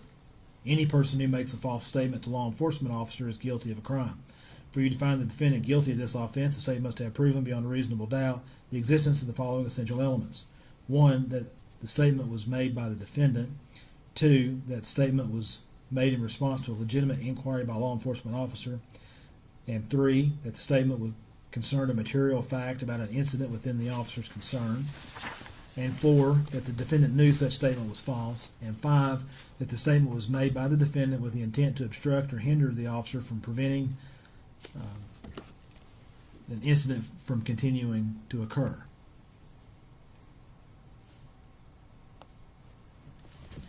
For purposes of this count, knew and law enforcement officer are defined for you in the definition section of these instructions. The requirement of knowingly is also established if it is shown the defendant acted intentionally. If you find from the proof beyond a reasonable doubt that the defendant is guilty of false report, then you may fix a fine in any amount not greater than $5,000, and you so report your fine on your verdict form. If you have a reasonable doubt as to the defendant's guilt of false report as charged in the presentment, then your verdict must be not guilty as to this offense. Count 19, abuse of a corpse. Any person who commits the offense of abuse of a corpse is guilty of a crime. For you to find the defendant guilty of this offense, the state must have proven beyond a reasonable doubt the existence of the following essential elements. 1, that the defendant physically mistreated a corpse in a manner offensive to the sensibilities of an ordinary person. And 2, that the defendant acted without legal privilege. And 3, that the defendant acted knowingly. For purposes of this count, knowingly is defined for you in the definition section of these instructions. The requirement of knowingly is also established if it is shown the defendant acted intentionally. If you find from the proof beyond a reasonable doubt that the defendant is guilty of abuse of a corpse, then you may fix a fine in any amount not greater than $3,000, and you'll so report your fine on your verdict form. If you have a reasonable doubt as to the defendant's guilt of abuse of a corpse as charged in the presentment, then your verdict must be not guilty as to this offense. Count 20. Failure to report a death under suspicious, unusual, or unnatural circumstances. Any person who commits the offense of failure to report a death under suspicious, unusual, or unnatural circumstances is guilty of a crime. For you to find the defendant guilty of this offense, the state must have proven beyond a reasonable doubt the existence of the following essential elements. 1, that the defendant knowingly failed to report the death of Evelyn Boswell to the county medical examiner, local police, district attorney, or sheriff. And 2, that the death was from violence, trauma, or any suspicious, unusual, or unnatural manner. For purposes of this count, knowingly is defined for you in the definition section of these instructions. The requirement of knowingly is also established if it is shown the defendant acted intentionally. If you find from the proof beyond reasonable doubt that the defendant is guilty of failure to report a death under suspicious, unusual, or unnatural circumstances, then you may fix a fine in any amount not greater than $3,000, and you'll so report your fine on your verdict form. If you have a reasonable doubt as to the defendant's guilt of failure to report a death under suspicious, unusual, or unnatural circumstances as charged in the presentment, then your verdict must be not guilty as to this offense. Criminal attempt. The following definition applies to the attempt to commit any criminal offense. that is charged or included as a lesser offense in these instructions. Any person who attempts to commit any criminal offense is guilty of a crime. For you to find a person guilty of criminal attempt to commit any criminal offense, the state must have proven beyond a reasonable doubt the existence of the following essential elements. 1, that the defendant intended to commit the specified criminal offense, and 2, that the defendant did some act intending to complete a course of action or cause a result that would constitute the specified criminal offense under circumstances as the defendant believed them to be at the time. And his actions constitute a substantial step toward the commission of the specified criminal offense. The defendant's actions do not constitute a substantial step unless the defendant's entire course of action clearly shows his intent to commit the specified criminal offense. The essential elements necessary to constitute each specified criminal offense are set out in these instructions. The definition of attempt to commit a criminal offense and the fine associated with each attempt to commit a criminal offense is as follows. Count 1. Attempt to commit premeditated first-degree murder, maximum fine $50,000. Attempt to commit second-degree murder, maximum fine $50,000. Attempt to commit voluntary manslaughter, maximum fine $50,000. Attempt to commit child abuse, maximum fine $50. Attempt to commit child neglect, maximum fine attempt to commit child abuse, maximum fine $500. Attempt to commit child neglect, maximum fine $500. Attempt to commit assault, maximum fine $500. Count 2. Attempt to commit first-degree murder in the perpetration of a felony, maximum fine $50,000. Attempt to commit second-degree murder, maximum fine $25,000. Attempt to commit voluntary manslaughter, maximum fine $5,000. Attempt to commit child abuse, maximum fine $500. Attempt to commit assault, maximum fine $500. Count 3. Attempt to commit first-degree murder in the perpetration of a felony, maximum fine $50,000. Attempt to commit second-degree murder, maximum fine $25,000. Attempt to commit voluntary manslaughter, maximum fine $5,000. Attempt to commit child neglect, maximum fine $500. Attempt to commit assault, maximum fine $500. Count 4. Attempt to commit aggravated child abuse, maximum fine $25,000. Attempt to commit aggravated assault, maximum fine $5,000. Attempt to commit assault, maximum fine $500. Attempt to commit child abuse, maximum fine $500. Count 5. Attempt to commit aggravated child neglect, maximum fine $25,000. Attempt to commit aggravated assault, maximum fine $5,000. Attempt to commit assault, maximum fine $500. Attempt to commit child neglect, maximum fine $500. Count 6. Attempt to commit tampering with evidence, maximum fine $5,000. Counts 7, 8, 9, 10, 11, 12, 13, 14, 15, 16, and 17. Attempt to commit false report, maximum fine $5,000. Count 19. Attempt to commit abuse of corpse, maximum fine $2,500. Count 20. Attempt to commit failure to report death under suspicious, unusual, or unnatural circumstances, maximum fine $2,500. Facilitation of a felony. The following definition applies to any offense of facilitation that is charged or included as a lesser offense in these instructions. Any person who commits the offense of facilitation of a felony is guilty of a crime. For you to find the defendant guilty of facilitation of any offense, the state must have proven beyond a reasonable doubt the existence of the following essential elements. 1. That the defendant knew that another person intended to commit the specified offense, but did not have the intent to promote or assist the commission of the offense or to benefit in the proceeds or results of the offense. And 2. That the defendant furnished substantial assistance to that person in the commission of the specified criminal offense. And 3. That the defendant furnished such assistance knowingly. The essential elements necessary to constitute the specified criminal offense are set out in these instructions. The definition of facilitation of an offense and the fine associated with each facilitation offense is as follows. Count 1. Facilitation of first-degree murder, maximum fine $50,000. Facilitation of attempt to commit first-degree murder, maximum fine $25,000. Facilitation of second-degree murder, maximum fine $25,000. Facilitation of attempt to commit second-degree murder, maximum fine $10,000. Facilitation of voluntary manslaughter, maximum fine $5,000. Facilitation of attempt to commit voluntary manslaughter, maximum fine $3,000. Facilitation of reckless homicide, maximum fine $3,000. Facilitation of criminally negligent homicide, maximum fine $2,500. Count 2, Facilitation of first-degree murder in the perpetration of a felony, maximum fine $50,000. Facilitation of attempt to commit first-degree murder in the perpetration of a felony, maximum fine $25,000. Facilitation of second-degree murder, maximum fine $25,000. Facilitation of attempt to commit second-degree murder, maximum fine $10,000. Facilitation of voluntary manslaughter, maximum fine $5,000. Facilitation of attempt to commit voluntary manslaughter, maximum fine $3,000. Facilitation of reckless homicide, maximum fine $3,000. Facilitation of criminally negligent homicide, maximum fine $2,500. Count 3, facilitation of first-degree murder in the perpetration of a felony, maximum fine $50,000. Facilitation of attempt to commit first-degree murder in the perpetration of a felony, maximum fine $25,000. Facilitation of second-degree murder, maximum fine $25,000. Facilitation of attempt to commit second-degree murder, maximum fine $10,000. Facilitation of voluntary manslaughter, maximum fine $5,000. Facilitation of attempt to commit voluntary manslaughter, maximum fine $3,000. Facilitation of reckless homicide, maximum fine $3,000. Facilitation of criminally negligent homicide, maximum fine $2,500. Count 4, facilitation of aggravated child abuse, maximum fine $5,000. Facilitation of attempt to commit aggravated child abuse, maximum fine $3,000. Facilitation of aggravated assault, maximum fine $5,000. Facilitation of attempt to commit aggravated assault, maximum fine $3,000. Facilitation of reckless aggravated assault, maximum fine $3,000. Count 5, facilitation of aggravated child neglect, maximum fine $5,000. Facilitation of attempt to commit aggravated child neglect, maximum fine $3,000. Facilitation of aggravated assault, maximum fine $5,000. Facilitation of attempt to commit aggravated assault, maximum fine $3,000. Facilitation of reckless aggravated assault, maximum fine $3,000. Count 6, facilitation of tampering with evidence, maximum fine $5,000. Facilitation of attempt to commit tampering with evidence, maximum fine $3,000. Count 19, facilitation of abuse of a corpse, maximum fine $2,500. Criminal responsibility for conduct of another. A defendant is criminally responsible as a party to the offense charged and included if the offense was committed by the defendant's own conduct, by the conduct of another for which the defendant is criminally responsible, or by both. Each party to the offense may be charged with the commission of the offense.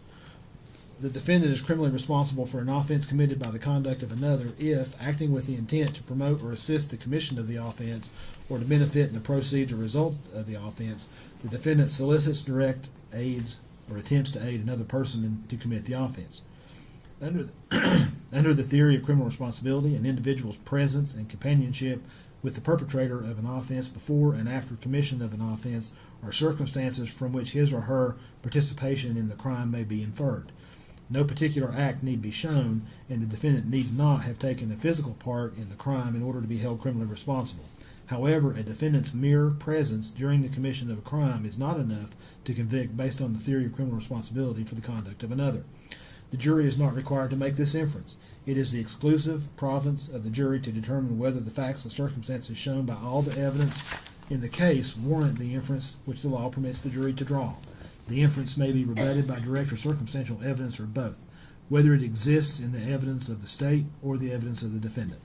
Before you can find the defendant guilty of being criminally responsible for an offense committed by the conduct of another, you must find that all the essential elements of the offense have been proven by the state beyond a reasonable doubt. Definitions. Intentionally or intent means a person acts intentionally with respect to the nature of the conduct or a result of the conduct when it is the person's conscious objective or desire to engage in the conduct or cause the result. Knowingly or new means that a person acts knowingly with respect to the conduct or to the circumstances surrounding the conduct when the person is aware of the nature of the conduct or the circumstances exist. A person acts knowingly with respect to the result of the person's conduct when the person is aware that the conduct is reasonably certain to cause the result. The requirement of knowingly is also established if it is shown the defendant acted intentionally. Recklessly or reckless means that a person acts recklessly with respect to circumstances surrounding the conduct or the result of the conduct when the person is aware of but consciously disregards a substantial and unjustifiable risk that the circumstances exist or the result will occur. The risk must be of such a nature and degree that its disregard constitutes a gross deviation from the standard of care that an ordinary person would exercise under all the circumstances as viewed from the accused person's standpoint. The requirement of recklessly is also established if it is shown the defendant acted intentionally or knowingly. Adversely affect the child's health and welfare may include, but not limited to, the natural effects of starvation and dehydration. Bodily injury includes a cut, abrasion, bruise, burn, or disfigurement, or any physical pain or temporary illness or impairment of the function of a bodily member, organ, or mental faculty. Child means a person under 18 years of age. Serious bodily injury means bodily injury that involves a substantial risk of death, protracted unconsciousness, extreme physical pain, protracted or obvious disfigurement, or protracted loss or substantial impairment of a function of a bodily member, organ, or mental faculty, or a broken bone of a child who is 12 years of age or less. Cause of death. Before a defendant can be convicted of any degree of homicide, the state must have proven beyond a reasonable doubt that the death of the deceased was proximately caused by the criminal conduct of the defendant. The proximate cause of death is that cause which, in natural and continuous sequence, unbroken by any independent intervening cause, produces the death, and without which the death would not have occurred. The defendant's conduct need not be the sole or immediate cause of death. The acts or omissions of two or more persons may work concurrently to proximately cause the death, and in such case, each of the participating acts or omissions is regarded as a proximate cause. It is not a defense that the negligent conduct of the deceased may have also been a proximate cause of the death. However, it is a defense to homicide if the proof shows the death was caused by an independent intervening act or omission of the deceased or another, which the defendant, in the exercise of ordinary care, could not reasonably have anticipated as likely to happen. However, if in the course of ordinary care the defendant should reasonably have anticipated the intervening cause, that cause does not supersede the defendant's original conduct, and the defendant's conduct is considered the proximate cause of death. It is not necessary that the sequence of events or the particular injury be foreseeable. It is only necessary that the death fall within a general field of danger which the defendant should have reasonably anticipated. If you find that the defendant's act, if any, did not unlawfully cause or contribute to the death of the deceased, or if you have a reasonable doubt as to this proposition, then you must find her not guilty. Deliberation process. Each count of the presentment is a separate offense, and you must deliberate on each count. When you begin your deliberations on each count of the presentment, you must first deliberate on the indicted or charged offenses. If you unanimously find the defendant guilty of the indicted offense, you may stop your deliberations as to that count of the presentment. You would then begin your deliberations as to the remaining counts of the presentment. If you unanimously find the defendant not guilty of the indicted offense in each count, or you have a reasonable doubt, then you must unanimously find the defendant not guilty of the indicted offense, and next consider the lesser included offenses in each count as set out below and in your verdict form. You must first deliberate on the greater offense as to each count and unanimously reach a verdict as to the greater offense before you move to the next lesser included offense within that particular count. If you unanimously reach a verdict as to the guilt of a defendant as to a greater offense, you may stop your deliberations as to that count. You would then proceed to the remaining counts of the presentment until you have reached a verdict on each count of the presentment. The order in which you are to consider the charges and the lesser included offenses in each count is as follows. Count 1. 1. First degree murder. 2. Facilitation of first degree murder. 3. Attempt to commit first degree murder. 4. Facilitation of attempt to commit first degree murder. 5. Second degree murder. 6. Facilitation of second degree murder. 7. Attempt to commit second degree murder. 8. Facilitation of attempt to commit second degree murder. 9. Voluntary manslaughter. 10. Facilitation of voluntary manslaughter. 11. Attempt to commit voluntary manslaughter. 12. Facilitation of attempt to commit voluntary manslaughter. 13. Reckless homicide. 14. Facilitation of reckless homicide. 15. Criminally negligent homicide. 16. Facilitation of criminally negligent homicide. 17. Child abuse. 18. Child neglect. 19. Attempt to commit child abuse. 20. Attempt to commit child neglect. 21. Assault. 22. Attempt to commit assault. 23. Misdemeanor reckless endangerment. Count 2. 1. First degree murder in the perpetration of a felony. 2. Facilitation of first degree murder in the perpetration of a felony. 3. Attempt to commit first degree murder in the perpetration of a felony. 4. Facilitation of attempt to commit first degree murder in the perpetration of a felony. 5. Second degree murder. 6. Facilitation of second degree murder. 7. Attempt to commit second degree murder. 8. Facilitation of attempt to commit second degree murder. 9, voluntary manslaughter. 10, facilitation of voluntary manslaughter. 11, attempt to commit voluntary manslaughter. 12, facilitation of attempt to commit voluntary manslaughter. 13, reckless homicide. 14, facilitation of reckless homicide. 15, criminally negligent homicide. 16, facilitation of criminally negligent homicide. 17, child abuse. 18, attempt to commit child abuse. 19, assault. 20, attempt to commit assault. 21, misdemeanor reckless endangerment. Count 3.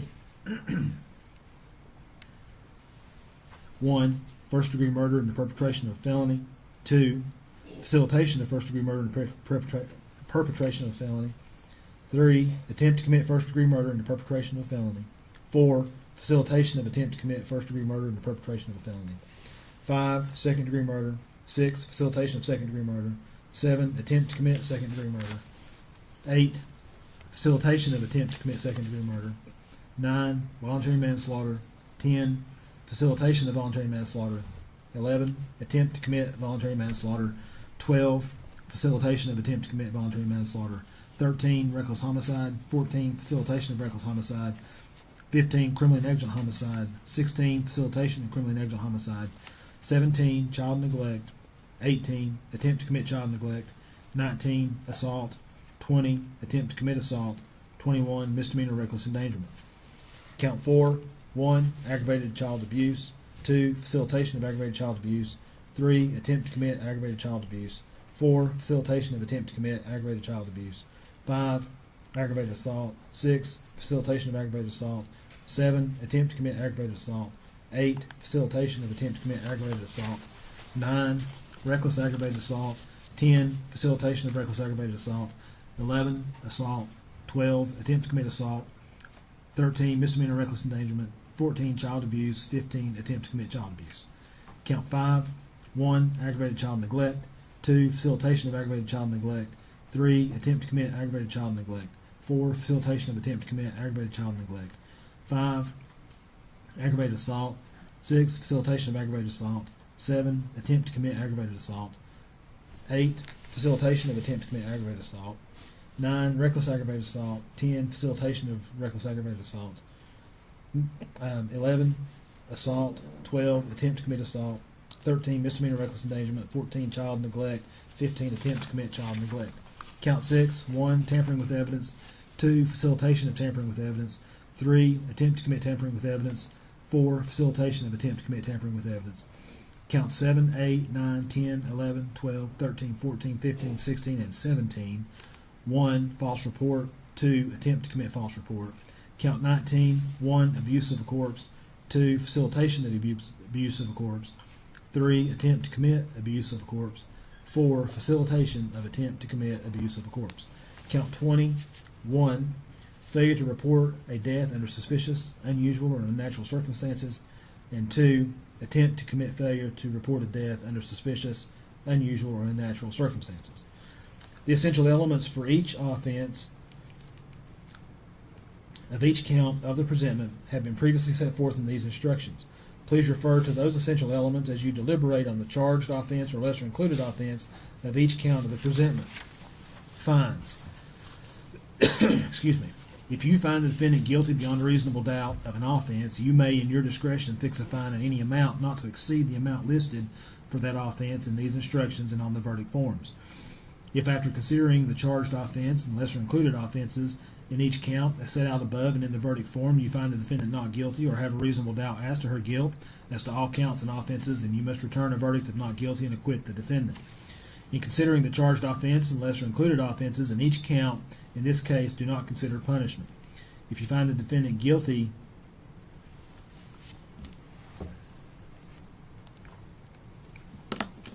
of any offenses of any count, the court will set punishment at a separate sentencing hearing.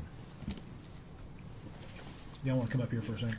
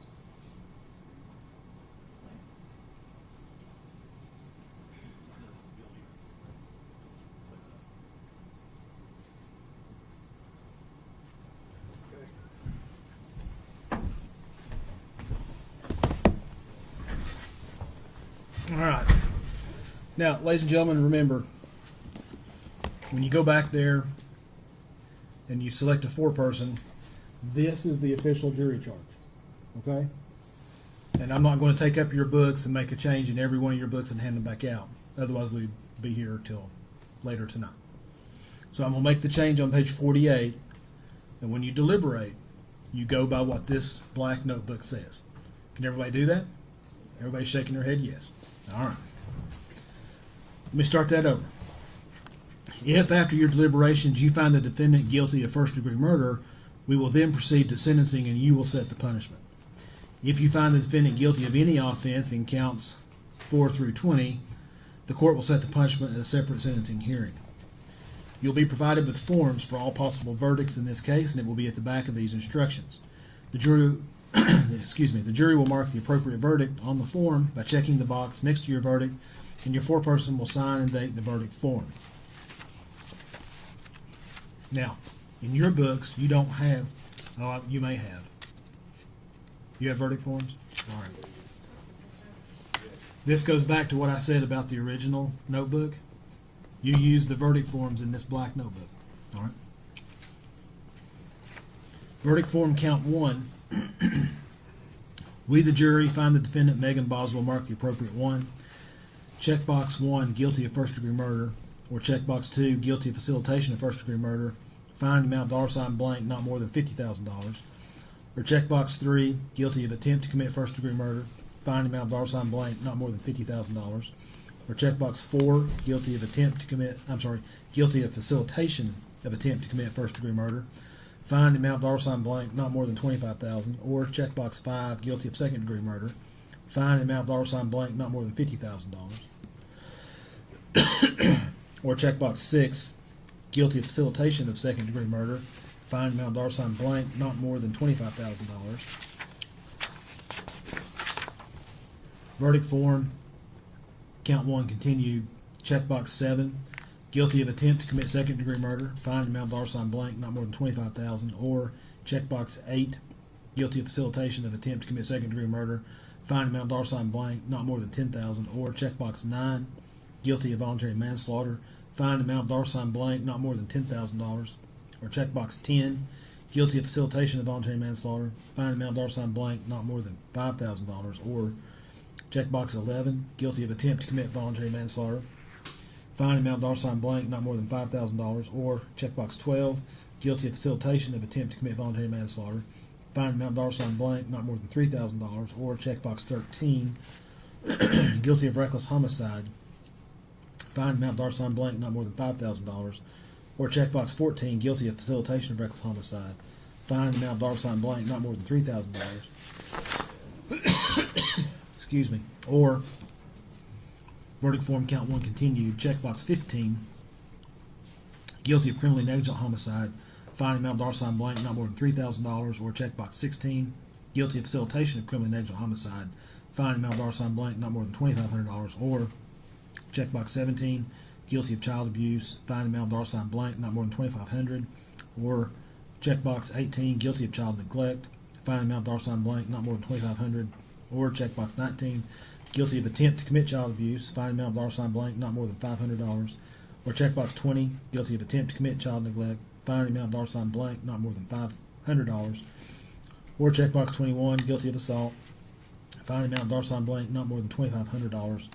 Or checkbox 22, guilty of attempt to commit assault. Find an amount of $ blank, not more than $500. Or verdict form count 1 continued. Checkbox 23, guilty of misdemeanor reckless endangerment. Find amount $ blank, not more than $2,500. Or checkbox 24, not guilty. Four-person signature line date blank.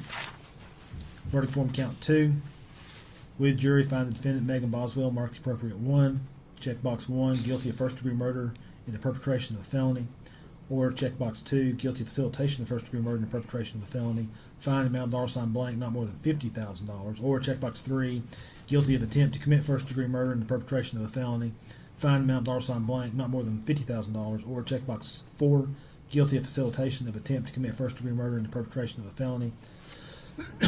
Find amount $, blank, not more than $25,000. Or checkbox 5, guilty of second degree murder, find amount of dollar sign blank, not more than 50,000, or verdict form count 2 continued, checkbox 6, guilty of facilitation of second degree murder, find amount of dollar sign blank, not more than 25,000, or checkbox 7, guilty of attempt to commit second degree murder, find amount of dollar sign blank, not more than 25,000, or checkbox 8, guilty of facilitation of attempt to commit second degree murder, find amount of dollar sign blank, not more than $10,000, or checkbox 9, guilty of voluntary manslaughter, find amount of dollar sign blank, not more than $10,000, or checkbox 10, guilty of facilitation of voluntary manslaughter, find amount of dollar sign blank, not more than $5,000. Checkbox 11, or checkbox 11, guilty of attempt to commit voluntary manslaughter, find amount of dollar sign blank, not more than $5,000, or checkbox 12, guilty of facilitation of attempt to commit voluntary manslaughter, find amount of dollar sign blank, not more than $3,000, or checkbox 13, guilty of reckless homicide, find amount of dollar sign blank, not more than $5,000, or verdict form count 2 continued. Checkbox 14, guilty of facilitation of reckless homicide, find amount of dollar sign blank, not more than $3,000, or checkbox 15, guilty of criminally negligent homicide, find amount of dollar sign blank, not more than $3,000, or checkbox 16, guilty of facilitation of criminally negligent homicide, find amount of dollar sign blank, not more than $2,500, or checkbox 17, guilty of child abuse, find amount of dollar sign blank, not more than $2,500, or checkbox 18, guilty of attempt to commit child abuse, find amount of dollar sign blank, not more than $500, or checkbox 19, guilty of assault, find amount of dollar sign blank, not more than $2,500, or checkbox 20, guilty of attempt to commit assault, find amount of dollar sign blank, not more than $500, or verdict form count 2 continued. Checkbox 21, guilty of misdemeanor reckless endangerment, find amount of dollar sign blank, not more than $2,500, or checkbox 22, not guilty. 4-person signature line date blank. Verdict form count 3. We, the jury, find the defendant, Megan Boswell, mark the appropriate 1. Checkbox 1, guilty of first-degree murder and perpetration of a felony, or checkbox 2, guilty of facilitation of first-degree murder and perpetration of a felony. Find amount of dollar sign blank, not more than $50,000, or checkbox 3, guilty of attempt to commit first-degree murder and perpetration of a felony. Find amount of dollar sign blank, not more than $50,000, or checkbox 4, guilty of facilitation of attempt to commit first-degree murder in the perpetration of a felony. Find amount of dollar sign blank, not more than $25,000, or checkbox 5, guilty of second-degree murder. Find amount of dollar sign blank, not more than $50,000, or verdict form count 3 continued. Checkbox 6, guilty of facilitation of second-degree murder. Find amount of dollar sign blank, not more than $25,000, or checkbox 7, guilty of attempt to commit second-degree murder.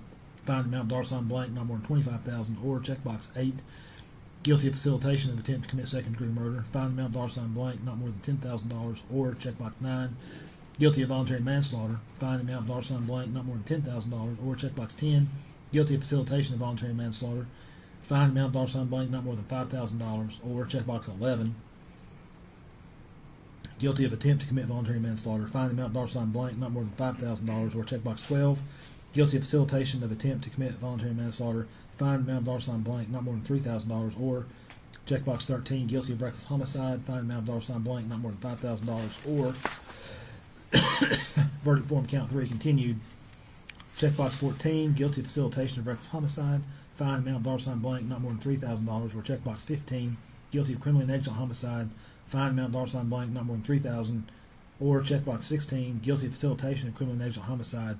Find amount of dollar sign blank, not more than $2,500, or checkbox 17, guilty of child neglect. Find amount of dollar sign blank, not more than $2,500, or checkbox 18, guilty of attempt to commit child neglect. Find amount of dollar sign blank, not more than $500, or checkbox 19, guilty of assault.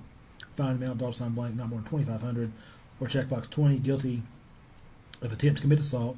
Find amount of dollar sign blank, not more than $500, or verdict form count 3 continued. Checkbox 21, guilty of misdemeanor reckless endangerment. Find amount of dollar sign blank, not more than $2,500, or checkbox 22, not guilty, 4-person signature line date blank. Verdict form count 4, we the jury find the defendant, Megan Boswell, mark appropriate 1. Checkbox 1, guilty of aggravated child abuse. Find amount of dollar sign blank, not more than $50,000, or checkbox 2, guilty of facilitation of aggravated child abuse. Find amount of dollar sign blank, not more than $25,000, or checkbox 3, guilty of attempt to commit aggravated child abuse. Find amount of dollar sign blank, not more than $25,000, or checkbox 4, guilty of facilitation of attempt to commit aggravated child abuse. Find amount of dollar sign blank, not more than $10,000, or Checkbox 5, guilty of aggravated assault, not more than, fine amount $blank, not more than $10,000. Or checkbox 6, guilty of facilitation of aggravated assault, fine amount $blank, not more than $5,000. Or verdict form count 4 continued. Checkbox 7, guilty of attempt to commit aggravated assault, fine amount $blank, not more than $5,000. Or checkbox 8, guilty of facilitation of attempt to commit aggravated assault, fine amount $blank, not more than $3,000. Or checkbox 9, guilty of reckless aggravated assault, fine amount $blank, not more than $5,000. Or checkbox 10, guilty of facilitation of reckless aggravated assault, fine amount $blank, not more than $3,000. Or checkbox 11, guilty of assault, fine amount $blank, not more than $2,500. Or checkbox 12, guilty of attempt to commit assault, fine amount $blank, not more than $500. Or checkbox 13, guilty of misdemeanor reckless endangerment, fine amount $blank, not more than $2,500. Or checkbox 14, guilty of child abuse, fine amount $blank, not more than $2,500. Or verdict form count 4 continued. Checkbox 15, guilty of attempt to commit child abuse, fine amount $blank, not more than $500. Or checkbox 16, not guilty, 4-person, signature line, date, blank. Verdict form count 5. We, the jury, find the defendant, Megan Boswell, mark the appropriate 1. Checkbox 1, guilty of aggravated child neglect, fine amount $blank, not more than $50,000. Or checkbox 2, guilty of facilitation of aggravated neglect, fine amount $blank, not more than $25,000. Or checkbox 3, guilty of attempt to commit aggravated child neglect, fine amount $blank, not more than $25,000. Or checkbox 4, guilty of facilitation of attempt to commit aggravated child neglect, fine amount $blank, not more than $10,000. Or checkbox 5, guilty of aggravated assault, fine amount $blank, not more than $10,000. Or checkbox 6, guilty of facilitation of aggravated assault, fine amount $blank, not more than $5,000. Verdict form count 5 continued. Checkbox 7, guilty of attempt to commit aggravated assault, fine amount $blank, not more than $5,000. Or checkbox 8, guilty of facilitation of attempt to commit assault, aggravated assault, fine amount $blank, not more than $3,000. Or checkbox 9, guilty of reckless aggravated assault, fine in amount $blank, not more than $5,000. Or checkbox 10, guilty of facilitation of reckless aggravated assault, fine amount $blank, not more than $3,000. Or checkbox number 11, guilty of assault, fine in amount $blank, not more than $2,500. Or checkbox 12, guilty of attempt to commit assault, fine amount $blank, not more than $500. Or checkbox 13, guilty of misdemeanor reckless endangerment, fine amount $blank, not more than $2,500. Or checkbox 14, guilty of child neglect, fine amount $blank, not more than $2,500. Or verdict form count 5 continued. Checkbox 15, guilty of attempt to commit child neglect, fine amount $blank, not more than $500. Or checkbox 16, not guilty, 4-person, signature line, date, blank. Verdict form count 6. We, the jury, find the defendant, Megan Boswell, mark the appropriate 1. Checkbox 1, guilty of tampering with evidence, fine amount $blank, not more than $10,000. Or checkbox 2, guilty of facilitation of tampering with evidence, checkbox amount $blank, not more than $5,000. Or checkbox 3, guilty of attempt to commit tampering with evidence, fine amount $blank, not more than $5,000. Or checkbox 4, guilty of facilitation of attempt to commit tampering with evidence, fine amount $blank, not more than $3,000. Or checkbox 5, not guilty, 4-person, signature line, date, blank. Verdict form counts 7, 8, 9, 10, 11, 12, 13, 14, 15, 16, and 17. We, the jury, find the defendant, Megan Boswell, mark the appropriate 1. Checkbox 1, guilty of false report, fine amount $blank, not more than $5,000. Or checkbox 2, guilty of attempt to commit false report, fine amount $blank, not more than $3,000. Or checkbox 3, not guilty, 4-person, signature line, date, blank. Verdict form count 19. We, the jury, find the defendant, Megan Boswell, mark the appropriate 1. Checkbox 1, guilty of abuse of a corpse, fine amount $blank, not more than $3,000. Or checkbox 2, guilty of facilitation of abuse of a corpse, fine amount $blank, not more than $2,500. Or checkbox 3, guilty of attempt to abuse a corpse, fine amount $blank, not more than $2,500. Or checkbox 4, guilty of facilitation of attempt to commit abuse of a corpse, fine amount $blank, not more than $500. Or checkbox 5, not guilty, 4-person, signature line, date, blank. Verdict form count 20. We, the jury, find the defendant, Megan Boswell, mark the appropriate one. Checkbox 1, guilty of failure to report a death under suspicious, unusual, or unnatural circumstances. Fine amount $ blank, not more than $3,000. Or checkbox 2, guilty of attempt to commit failure to report a death under suspicious, unusual, or unnatural circumstances. Fine amount $ blank, not more than $2,500. Or checkbox 3, not guilty. 4-person signature line date blank.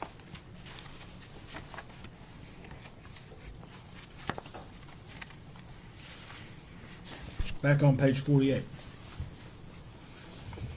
You'll be provided with, well, I just did that. The verdict must represent the considered judgment of each juror. In order to return a verdict, it is necessary that each juror agree thereto. Your verdict must be unanimous. It is your duty as jurors to consult with one another and to deliberate with a view to reaching an agreement if you can do so without violence to individual judgment. Each of you must decide the case for yourself, but do so only after an impartial consideration of the evidence with your fellow jurors. In the course of your deliberations, do not hesitate to re-examine your own views and change your opinion if convinced it is erroneous. But do not surrender your honest conviction as to the weight or effect of the evidence solely because of the opinion of your fellow jurors or for the mere purpose of returning a verdict. You can have no prejudice or sympathy or allow anything but the law and evidence to have any influence upon your verdict. You must render your verdict with absolute fairness and impartiality as you think justice and truth dictate. If you find the state has proven the defendant guilty beyond a reasonable doubt, then you should find her guilty. On the other hand, if you find the state has not proven beyond a reasonable doubt the defendant's guilt, or if you have a reasonable doubt as to her guilt, then you must find the defendant not guilty. I'm going to stop right there. Is there lunch here? Your lunch is here. I'm going to let you go eat. I want you to take your notebooks and sit them on your chair and leave them out here. I'm going to have you go with the officer, eat lunch. When we come back, the parties will argue, then I will finalize the charge. Everyone stand, please.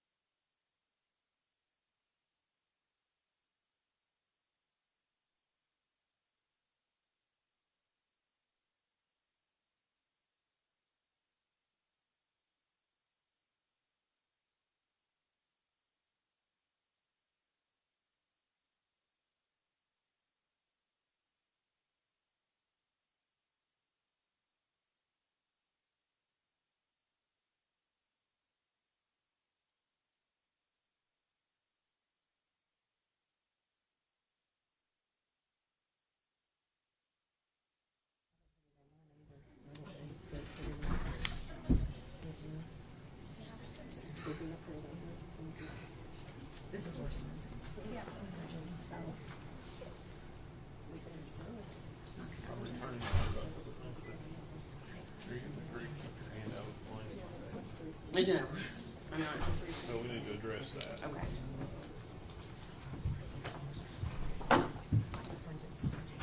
What do you mean plan at your table? Do you mean like you don't want me to stand right here? I don't want you crossing my table. I may stand right here. I can't stop you from standing right there. I'm gonna stand in front of you, but I don't want you crossing the end of the table. Why? My face. Judge, we may have to have a sidebar before we start. He doesn't want me to stand in front of his. That's not what I said. Just quick approach.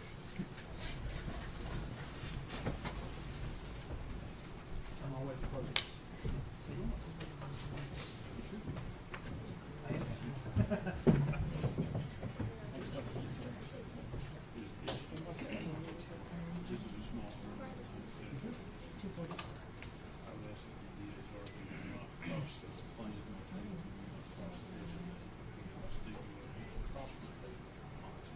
Across the table. We're not gonna do that. Those of you stand on the back wall, and I could see. You mean like at this edge of the table, don't cross it? No, I'm not gonna do that. I thought you meant don't step back over down here. No, you can, I mean, I think you can stand anywhere you want. Okay, I thought, I misunderstood you too.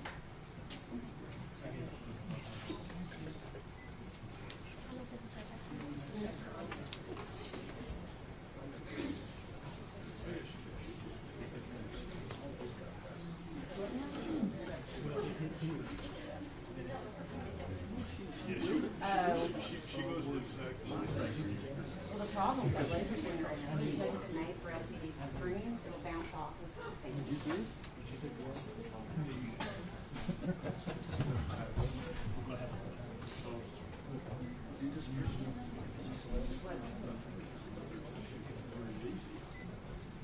don't think it was intentional. No, I didn't. Yeah. Well, I'm using practice with it to make sure it works, and it was hitting the wall over there, and we're like,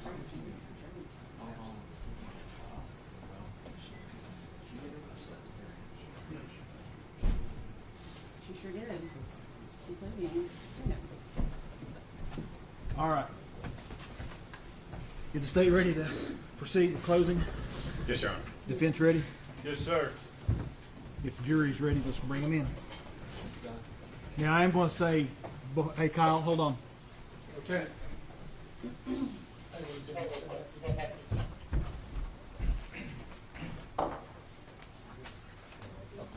Sorry.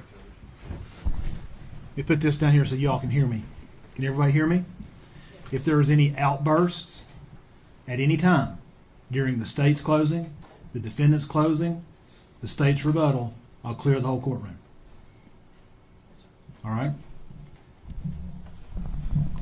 Now we can get the jury.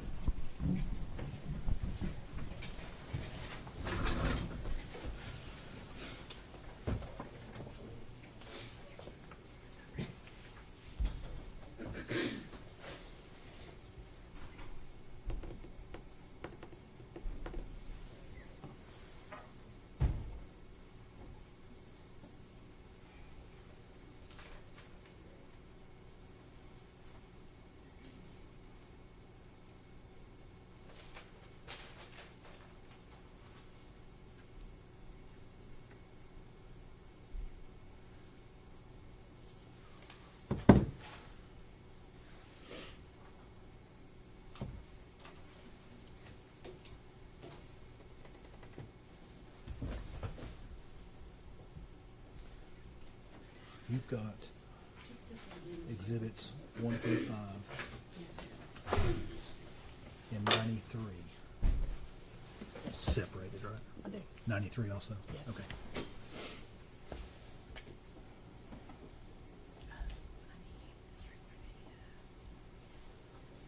I need the actual phone. Sherry.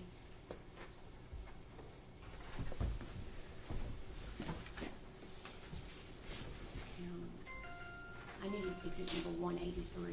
It's a video.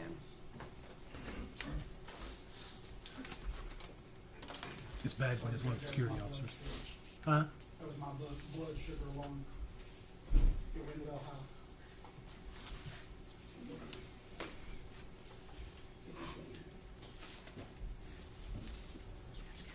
Everyone stand, please.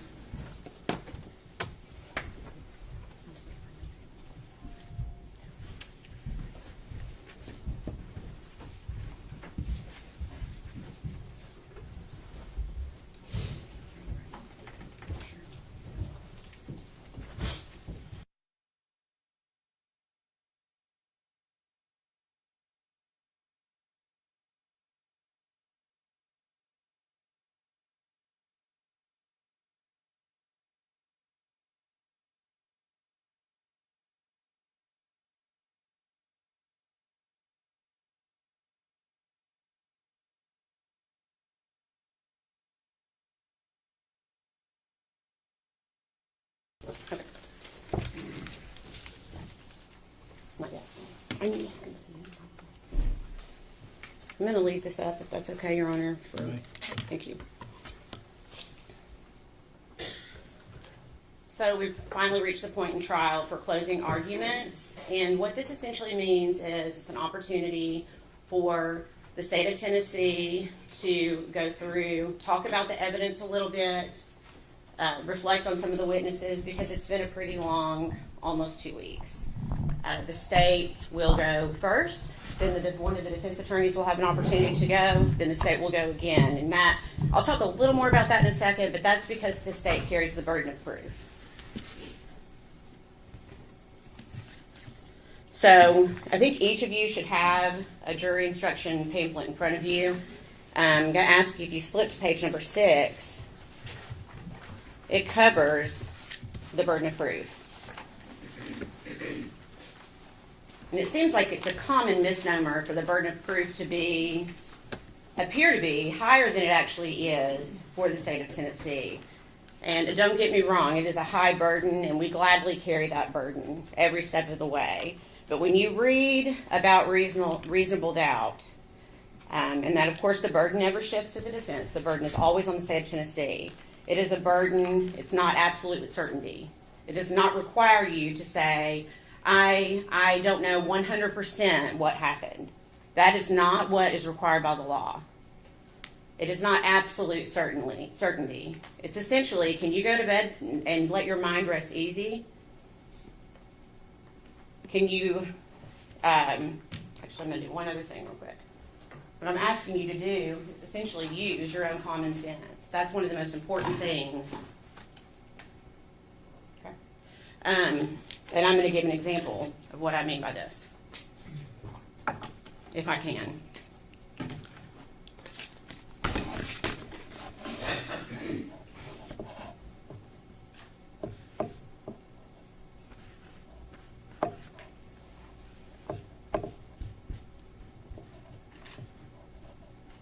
It's like Wheel of Fortune. Okay?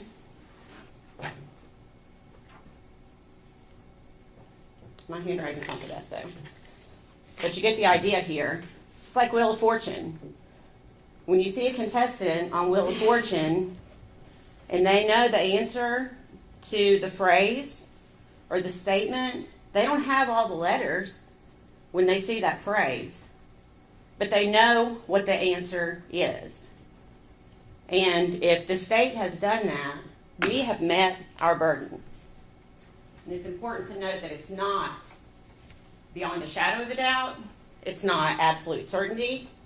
That is not what is required by the law, by the state of Tennessee. So that brings me to some of the arguments that Mr. Scott has made through this trial. They might be on that same page. Probably should have written it.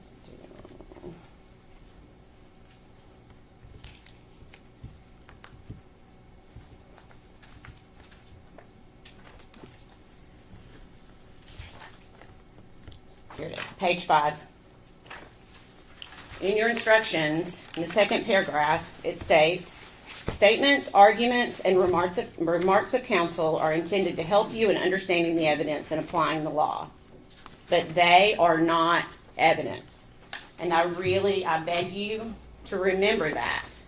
When Mr. Scott gets back up and makes his arguments, remember that. The things that come out of his mouth and that came out of his mouth during trial, that is not the evidence. He tried to get you to speculate on so many things during this trial. He wanted to throw out strange theories with aluminum foil. He wanted to throw out a term that doesn't even matter anymore, SIDS. That came from his mouth, not either of the doctors, but from Mr. Scott. He's asking you to speculate. That is not evidence. I beg you to only think about the items that were put into evidence, the photographs, the recordings, and what came from the witness stand. Do not let them sway you from what actually happened in this case. He kept mentioning cadaver dogs. He wanted you to think about that. But if you remember the cadaver dogs, Tommy Boswell, on his property, what did we hear him say? The cadaver dogs didn't even go up there by the playhouse. He wants you to believe maybe the body wasn't there at that time. He's trying to throw you off, but he didn't show anything. There's no proof. There's no evidence.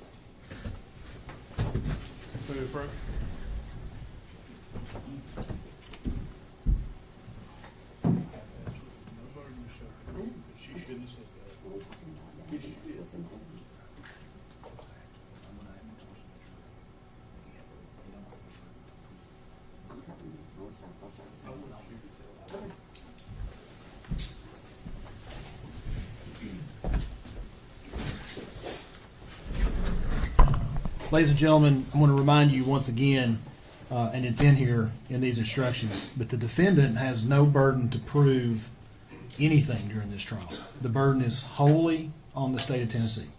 Okay? Go ahead, John. Thank you. And I believe I said that. The state, we gladly carry this burden. But again, what comes out of Mr. Scott's mouth is not evidence. You heard nothing from the witness stand about cadaver dogs. There's no piece of evidence about cadaver dogs. And Mr. Scott said in his opening statement, humans make mistakes. Do you remember that? Dogs also commit mistakes. And if you remember, Agent Fraley and Agent Gratz, both with the TBI, what did they say? They didn't smell anything in that playhouse until they lifted the black bag, and immediately the smell of decomposition hit them. I submit to you, cadaver dogs, what do they work off of? The smell of decomposition. Don't let that fool you. Mr. Scott also talked a lot about Hunter Wood. We heard a lot about Mr. Wood in this trial. Again, did we hear any witness from the witness stand that ever saw Evelyn with Hunter Wood? There wasn't a witness that ever saw Evelyn with Hunter Wood. And if you remember the text messages that we saw yesterday from essentially Hunter's own mouth, it's pretty clear that he's yet another victim of Megan Boswell. She was feeding him the same lines that she was feeding every other person in this case. Mr. Scott brought up the theory of an accident, or the word SIDS. Well, you heard Dr. Malushnik say that in the past 10 years, in the state of Tennessee, a child 12 months or older has not passed away from SIDS or sudden unexplained death. Those are statistics from the state of Tennessee. But somehow Mr. Scott wants you to believe that somehow that's how this baby died, even though she has foil wrapped around her head, a blanket wrapped around that, inside a trash bag, upside down, in a trash can.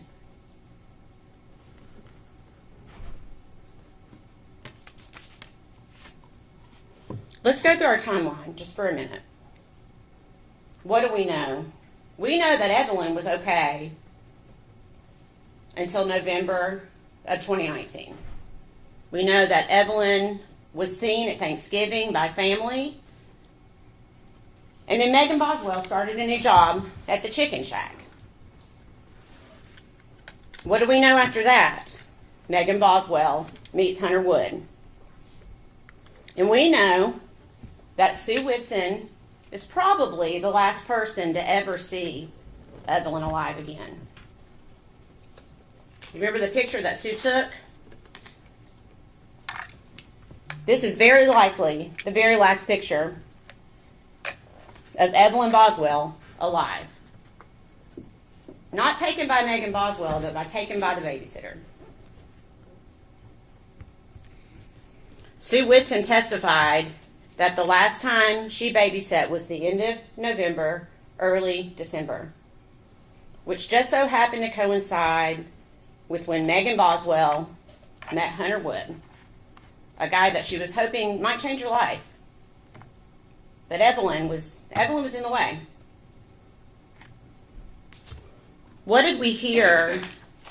Do you remember Megan's friend, Maddie Broom? We heard a little bit about her. Her brother, Stephen Lawrence, tried to help Megan. She drove her to a few of the interviews. And if you remember, Megan was apartment shopping on December 8th. And on that date, Evelyn was not with her. And so Stephen asked her later, after it's been reported that Evelyn's missing, he says, was Evelyn gone by then? And what did Megan say? Yes, Evelyn was gone by then. So that takes our window from December 3rd, essentially when Megan Boswell started working at the chicken shack, to December 8th. Evelyn Boswell's 12-month well visit. Do you remember that? Scheduled for December 5th. Megan doesn't call and cancel. She just no-shows. And Casey Saltz, the receptionist there, had to reach out and ask Megan, and Megan gave some excuse, I can't remember what it was, as to why she couldn't bring her, so they rescheduled for the next day. Did Megan show up with Evelyn the next day? No, she didn't. I submit to you, that's because Evelyn was already gone at that point. Casey texts Megan again, and Megan has yet another excuse. The appointment's rescheduled one more time for December 11th, and conveniently, Megan then says, oh, I've decided to change pediatricians. And as we can all imagine, when you change pediatricians, we all know that children have vaccine records and all of the things that come with being, especially that first 12 months of life. They've got a lot of appointments and a lot of vaccinations. So it'd be really, really important to transfer that information to the new pediatrician. Did Megan Boswell do that? No, she didn't. They never got a request from another pediatrician. That was just another line that Megan Boswell told to start trying, I say trying, to cover her tracks. We also know that on December 7th, you saw a text message yesterday from a girl named Haley Marie, and that is the very first time that Megan tells the story her dad has her. December 7th. Keep in mind, Sue Whitson saw Evelyn alive for the last time, and then Megan just stopped showing up. And then by December 7th, she's concocted her plan. And it really explains why so much time goes by. Because I know that's a question we have all had. 2.5 months goes by. 2.5 months. But now we know. We know why. Because Megan Boswell was telling every single person in her family and her closest friends that Evelyn was with her father. So what does a rational person think? Okay, we're glad. I think Tommy even said that from the stand. I was proud of him for stepping up. I was proud of him for stepping up and taking responsibility. But time continues to pass, and you've heard witnesses, and particularly Bailey and Audrey, Megan's closest friends. They were all starting to talk and to think that something doesn't feel right. It just doesn't feel right. But no one could have known how wrong this was at the time. February 2020, finally, Tommy Boswell says, I've had enough. I want to see my granddaughter. Show her to me by tomorrow, or I'm reporting it to DCS. Well, Megan couldn't do that. Megan knew she couldn't do that because she knew where Evelyn was. We all know where Evelyn was. And so Megan did not produce Evelyn that day, and Tommy finally gets the ball rolling on trying to find this little girl. And they first show up at Hunter Wood's house on the lake in a nice neighborhood, and Megan Boswell's there, but there's no baby. There's no Evelyn.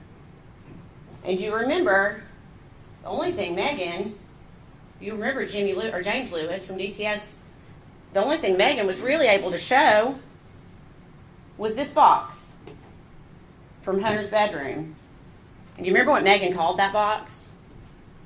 A memory box.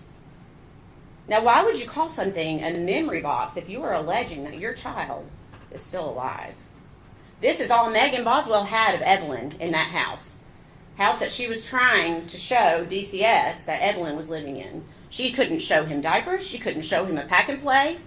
She showed him one outfit that she held up on a hanger. Not an outfit that Evelyn had ever worn. There was no evidence that a child had ever been in that house.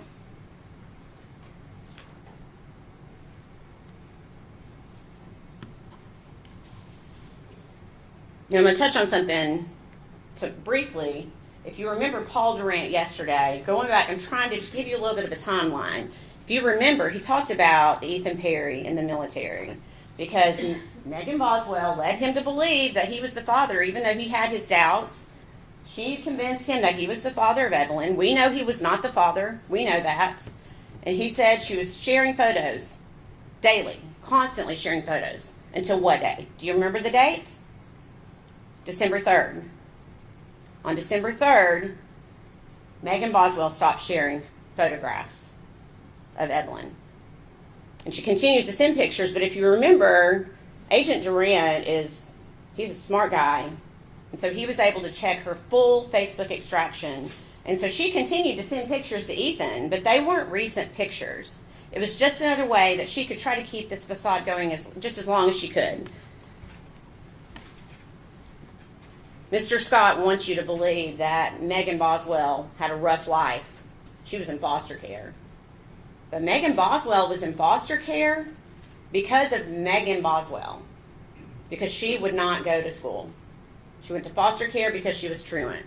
And when she left foster care, she went and lived with her dad. And of course, Evelyn was a baby at this point. I think the testimony was from February to March of 2019. And then her dad said, I'm going to get her a trailer, set her up. He bought her a brand new car, buys her a trailer. He's giving her everything she needs to raise this child. And she goes and lives with her mommy, her grandmother, from April until October of 2019. And then finally into the trailer from October to December. I think it's fair to say that she did not live in that trailer with Evelyn for very long.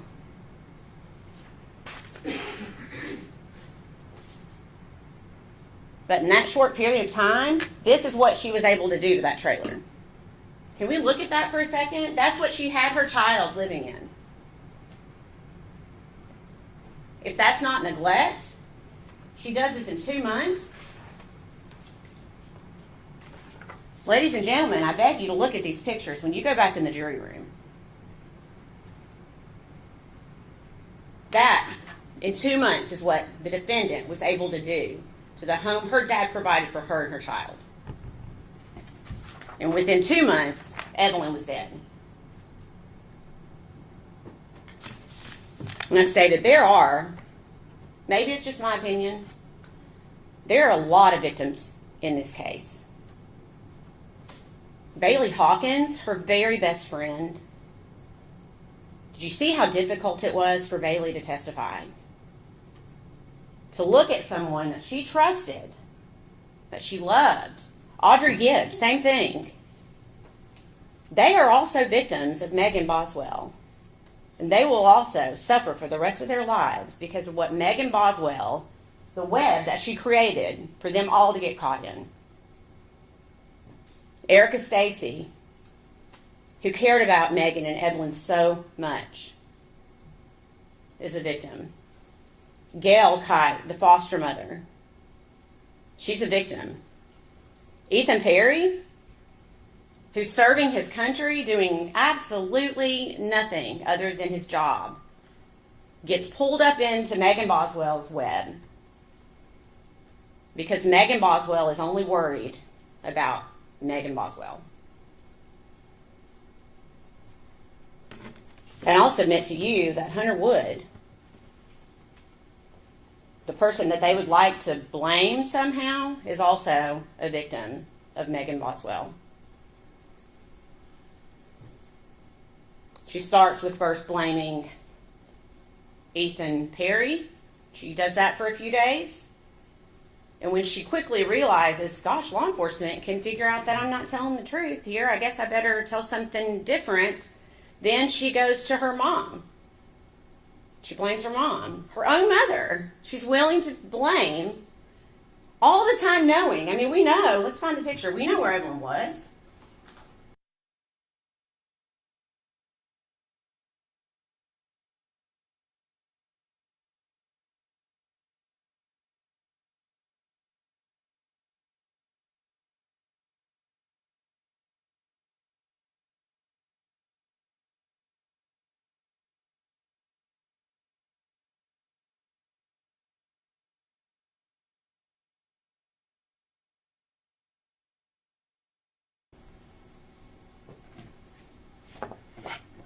There she is. Evelyn Boswell sat there in that trash can for 2.5 months.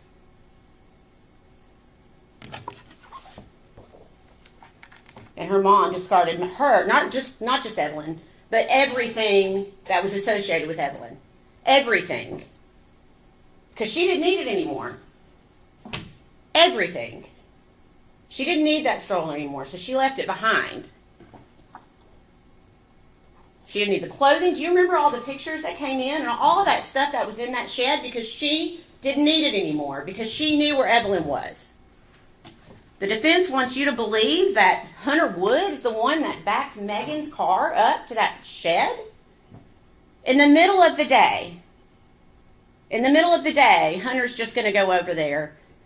He has a truck. The testimony was that Hunter had a big truck. Now, why in the world, if he had a truck, I mean, this clearly took more than one trip. I guarantee you. Look at all this stuff.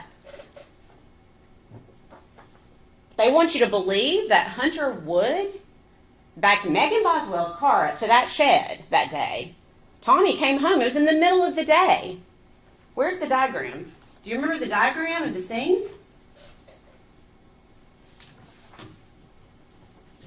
Look at this diagram. They somehow want you to believe that Hunter Wood pulls up this driveway and comes to this shed right here, right in front of Omani's house. Tommy's house, up on the hill, in the middle of the day. Is that reasonable? What is reasonable? How about that Megan Boswell is the one who drove her own vehicle, the vehicle her dad bought for her, up to that shed, because Megan Boswell is the one who had a key fob. Remember, there's a gate there that only opens with a key fob. That's the only way a car is coming through that driveway. And Megan Boswell lived there. You just heard that she lived at her dad's house and at Omami's house, and so they're not going to be surprised if Megan Boswell is on the property. She's the one who dumped Evelyn's property there. She's the one who took the trash can there. Not Hunter, not anyone else. It's Megan Boswell.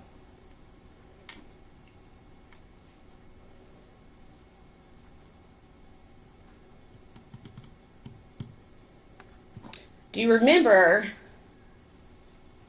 there was more than one text message? And of course, keep in mind, the whole time these text messages are coming through, that's where Evelyn is, okay? Just think about that for a second. I'm not going to take the time to go through these because you can do that. You can take all of this back with you into the jury room. I encourage you to go back and read all of these text messages and remember the dates that we've talked about. But while Evelyn Boswell is sitting in this trash can and people are asking Megan, how's Evelyn? What does Megan say more than once? Mean as fuck. First of all, she's a 12-month-old child. And every other witness said that she was a lovely child to be around. And it's not a very nice statement to begin with, but it's definitely not a very nice statement when your kid is shoved down into a trash can upside down. And you know that. Agent Fraley was on the stand, and you heard Megan Boswell admit that she knew Evelyn was dead. She was telling all of those stories to law enforcement. And she told more than one person, Evelyn's mean as fuck. And when Agent Grass asked her about it, she goes, "What's your point? What's your point?" And that's an interview with Agent Grass that you can also go back and watch if you'd like to do that.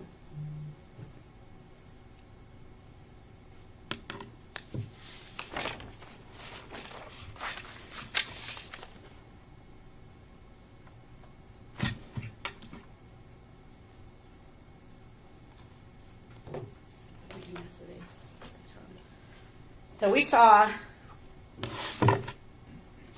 the defendant enjoyed crying during this trial because she has an audience and she really enjoys that.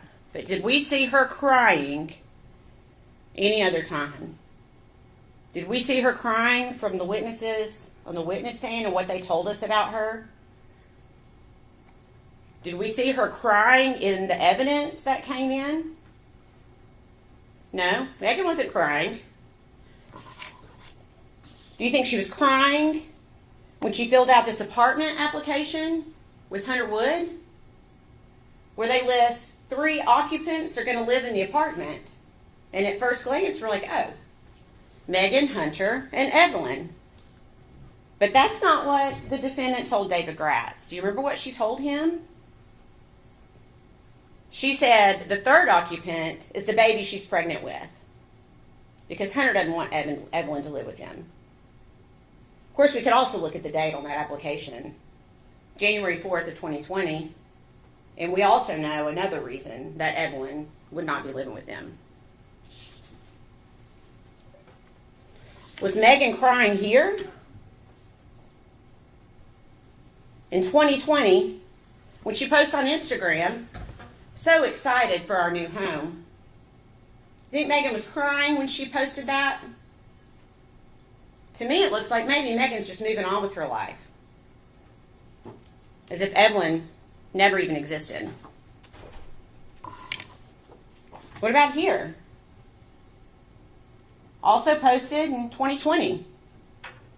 Keep in mind, Evelyn's still upside down in a trash can because Megan's not told anyone where she is.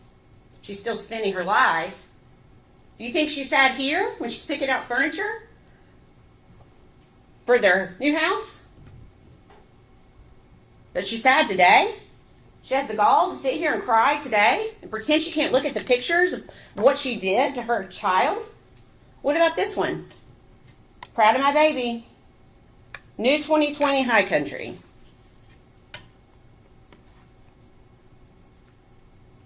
Was she sad then?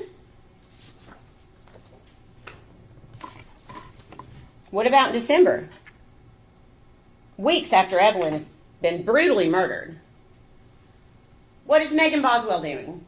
Does she look, maybe we should zoom in. Does she look sad here? Maybe she is. Sure doesn't look like it. Her kid's upside down in a trash can, and she's going to the aquarium with her new boyfriend.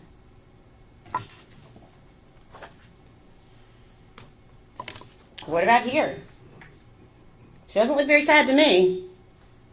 Hiking in Blowing Rock in 2020. No Evelyn.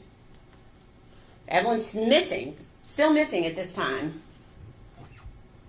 There's Megan hiking with her new boyfriend, moving on with her life. Not crying.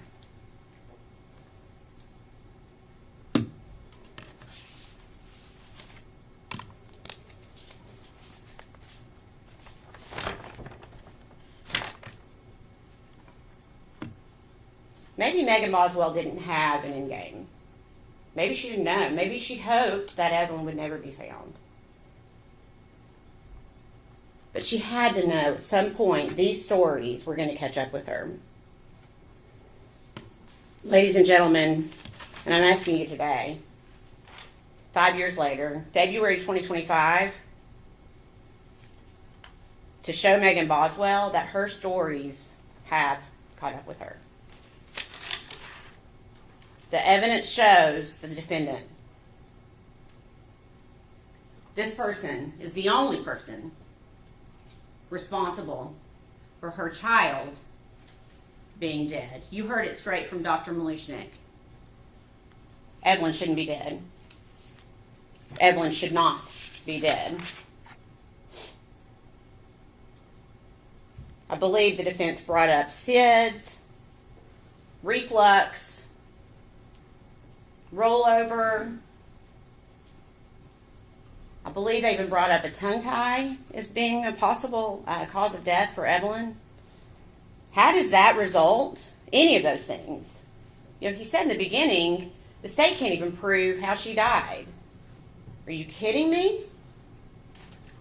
How does that end up with a baby in a trash can? The DNA. Let's talk about the DNA for a second. You've got the gloves that are in the trash can. And the defense somehow wants you to believe that gloves will keep fingerprints from happening.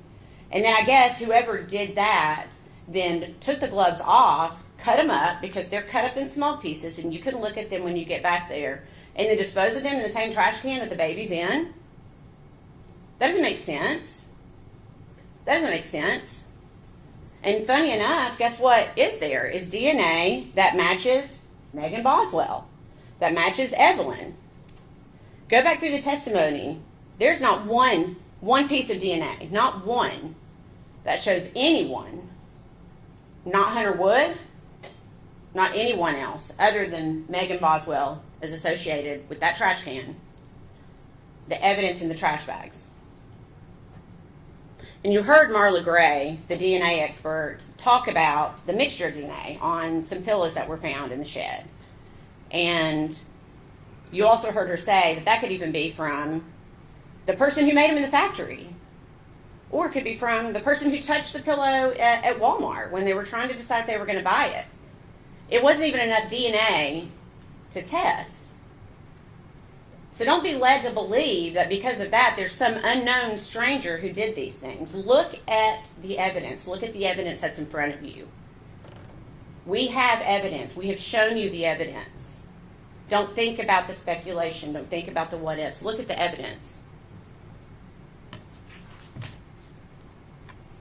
Some really, really good. If I could, can I see the trash can for just a second, please?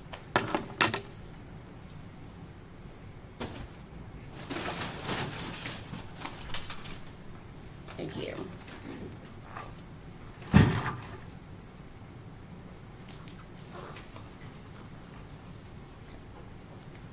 Whose fingerprints were on the trash can? Do you remember what Agent Hoover said from the TBI yesterday? Of course, he's removed the rim. He talked about how it's smooth under the rim. If you're going to carry a trash can, how do you pick it up to carry it? Under the rim. Whose fingerprints were under that rim? Megan Boswell. Megan Boswell's fingerprints were under that rim.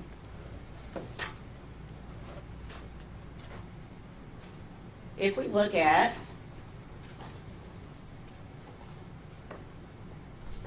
Exhibit 17, can you see the black trash bag there? Whose fingerprints are on that trash bag? Megan Boswell's fingerprints. And you heard Dr. Malushnik say, and I think you can see for yourself, that trash bag's not just gently placed down into the trash can. It has been forcefully, and it's a hard image. It's a very difficult image to think about. But that's the evidence that we've been left with, that black trash bag was placed on top of Evelyn in the white trash bag. And it was forcefully pushed down. Compressed, I think is a word that was used during the trial. And that's how Megan Boswell's fingerprints ended up on that black trash bag. Even more damning than that is the fact that Megan Boswell's fingerprints are on the foil wrapped around Evelyn's head. I would love to know a different explanation for how Megan Boswell's fingerprints got on that foil, on that trash can, on the black trash bag, except for the fact that she murdered her baby. She put her in that trash can with food trash and debris, covered her body, essentially mummified her, and tossed her away, literally, with the trash.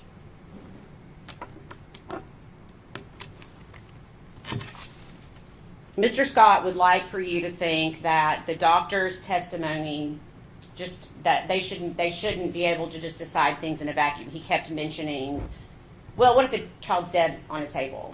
And I think we all know that is not how doctors operate. Doctors operate off of medical histories and any information they can get. And that's what both doctors did in this case. They took everything, her birth records, her pediatric records, the scene itself, before they came to their conclusion.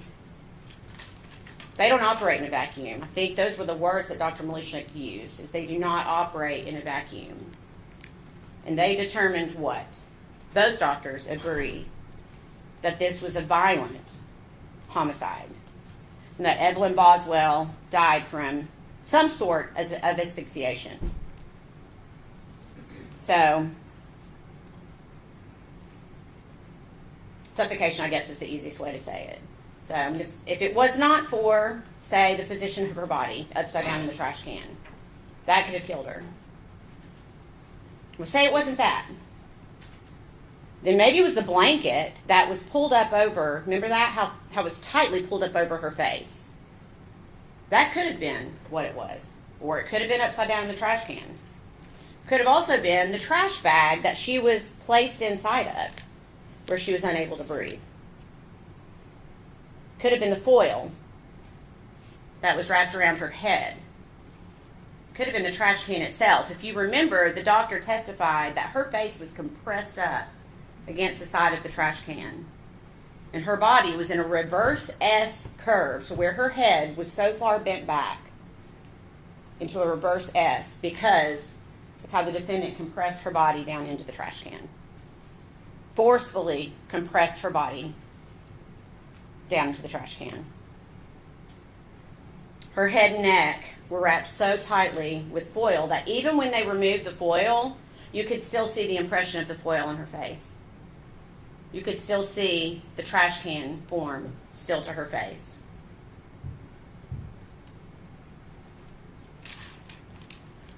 Quickly, I'm going to ask you to go to your verdict form page.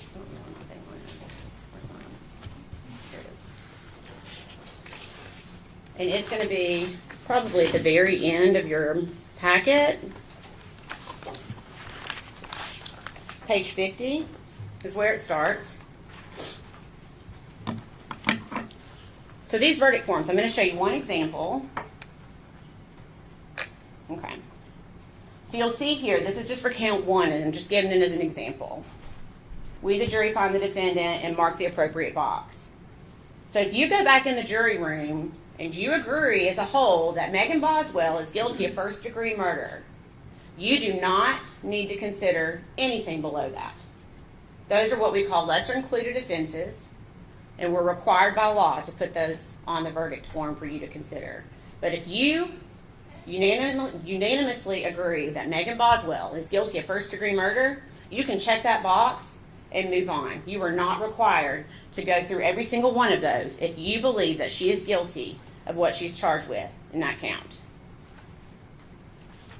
And if you go through these, you will see that each count of the indictment is similar. There are lesser included offenses for each one of these.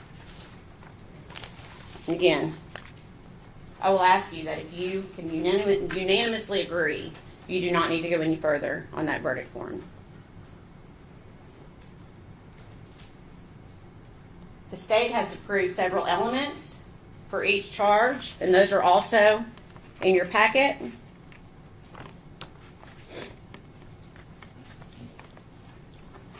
Count 1 is premeditated first-degree murder, that the defendant unlawfully killed the victim, that the defendant acted intentionally, and that the killing was premeditated. The next page defines premeditation for you as an act that was done after the exercise of reflection and judgment. It means that the intent to kill must have been formed prior to the act itself.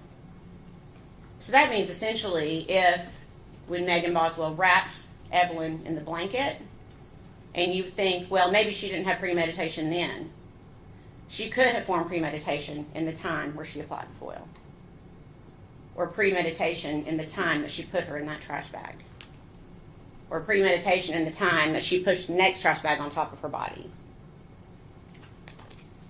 Ladies and gentlemen, I submit to you there is nothing about this case that is not premeditated.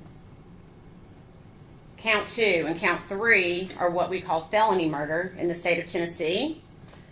That's where we allege that a murder happened during a certain felony. And these felonies are aggravated child abuse and aggravated child neglect.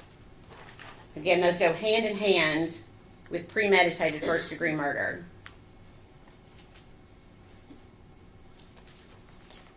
We submit to you that not only did the defendant abuse the child, but that she neglected the child. And one of the perfect examples is how she left her in the trash can. That's neglect. Leaving her in the trash can, that's abuse. And it resulted in her death, which is felony murder. And we have to prove that the child was under the age of 8.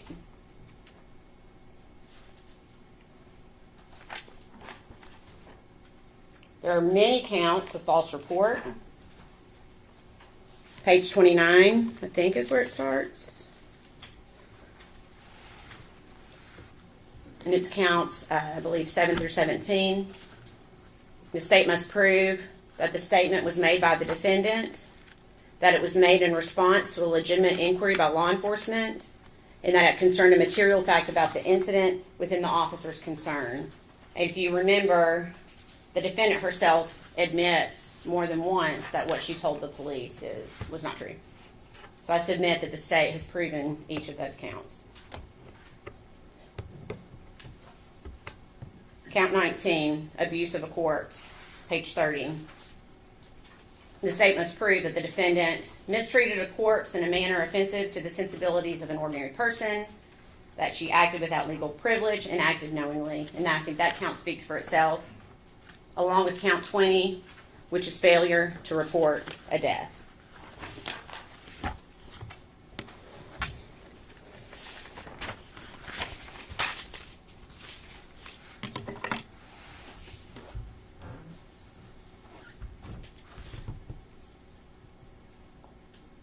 A lot about this case really has been more about Megan Boswell than about this child, Evelyn.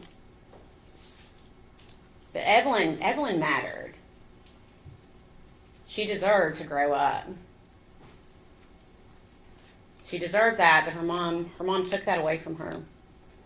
And there's no evidence that anyone else was involved. I think you can see this was a pretty good investigation. It was very thorough, and the evidence continued to point in only one direction. The evidence only pointed at one person, Megan Boswell. She failed her daughter.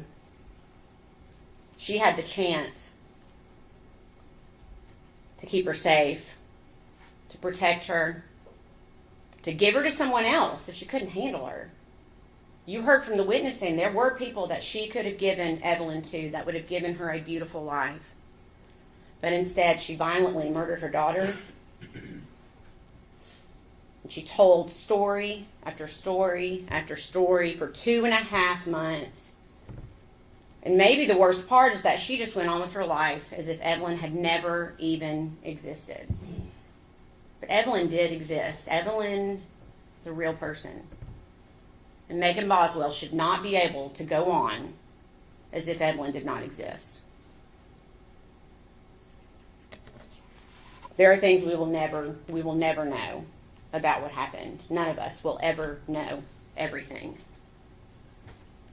I think it's fair to say that we do know that Evelyn was in the way. She was in the way of Megan Boswell living the life that she thought she deserved, that she wanted to live. So Megan removed her. It's as simple as that. So today, 5 years later, almost 5 years to the day that Evelyn was reported missing, we are going to ask that you hold Megan Boswell accountable for what she did for her child. I submit to you the state has proven every count and every element of every count beyond a reasonable doubt. And we are going to ask that you return a verdict of guilty. Thank you, General. Mr. Scott, you may close.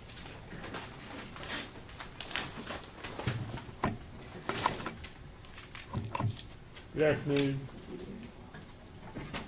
I appreciate y'all's time. Appreciate you being here.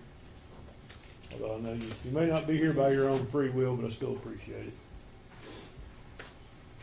This is a hard case.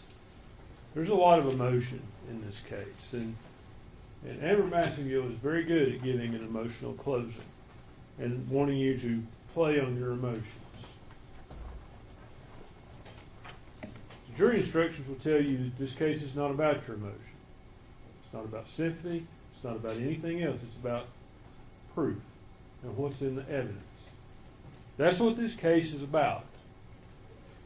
This case is more about what Megan Boswell didn't do than what she did do. Now, I'll go back through the witnesses here with you in a minute. But the state seems to be putting forth a theory that you should convict her of first-degree murder because she didn't grieve appropriately. She had fun after her child died. Now, is it far-fetched to believe that the child died in the first part of December, like she says? No, that seems to be the point where you see Megan's personality start to change. But I would suggest to you that change occurs when the child dies. You start to hear various friends come in and they talk. I can name them for you.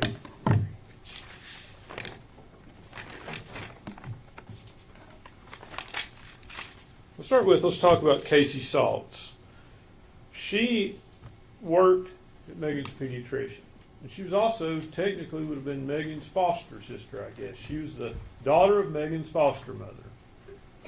And she talked about Megan being a good mother. She acknowledged that. She witnessed that. Megan brought her to the doctor. You have an exhibit in the records. It's item 67. It came in through the pediatrician. Read that page for page. It demonstrates that Megan was a good mother to Evelyn. She took her to the doctor for well checks. She took her to the doctor when she was sick. She got medicine for her. She did what she should do. And then she misses that appointment in December. And that's when this starts.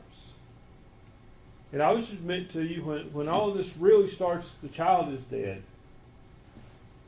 Now, we hear from other witnesses. We hear from Paul Miller. That is Ethan Perry's grandfather. He had no reason to believe that she wasn't a good mother. Seemed like she liked being a mom. Saw no signs of abuse or neglect. We heard from Audrey Gibbs. She'd been with Megan almost every day up until she moved to Knoxville in 2019. She describes Megan as a good mom. There were a few things. There was once where she thought her diaper needed to be changed, and once where they neglected to buckle the car seat. But those are mistakes. That's not child neglect. That's not child abuse. Those are mistakes. Audrey talks about Megan coming to Knoxville up into December sometime, and by that point she acts disassociated. She's not normal. She's saying "I love you" over and over again to her. So, again, maybe she's not grieving right. Bailey Hawkins stayed at the Econo Lodge with Megan. Megan just went to sleep, despite Bailey thought they might do things. They might talk or whatever they might do. But she just went to sleep. Again, I would suggest to you she's disassociated. Bailey saw no signs of abuse, no signs of neglect. Mr. Horn questioned her. She described Evelyn as the one consistent love that Megan had. And Megan is a girl who comes from a world of fractured relationships. And Miss Massengill wants to downplay Megan's home life. Matt Price did. There's a video in there. He talks about it. He talks about, I mean no disrespect, but I know that Boswell family. I'm aware of them. I know how you come up. Your mom and daddy using drugs. I mean, you want to talk about a home life, watch the video with Agent Fraley. Her mom was let in there in stripes, a jail uniform. What kind of home life was that?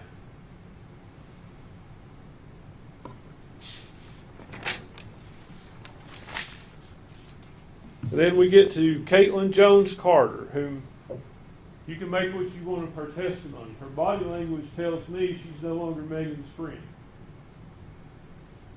However, she described, aside from the one day when she saw Evelyn as dirty, that Megan had been a good mother. No signs of abuse, no signs of neglect. She said she saw Evelyn sometime in December. She tried to tie it to her school, but she really couldn't give us a specific date. So I think the best you can say is that it's sometime in December.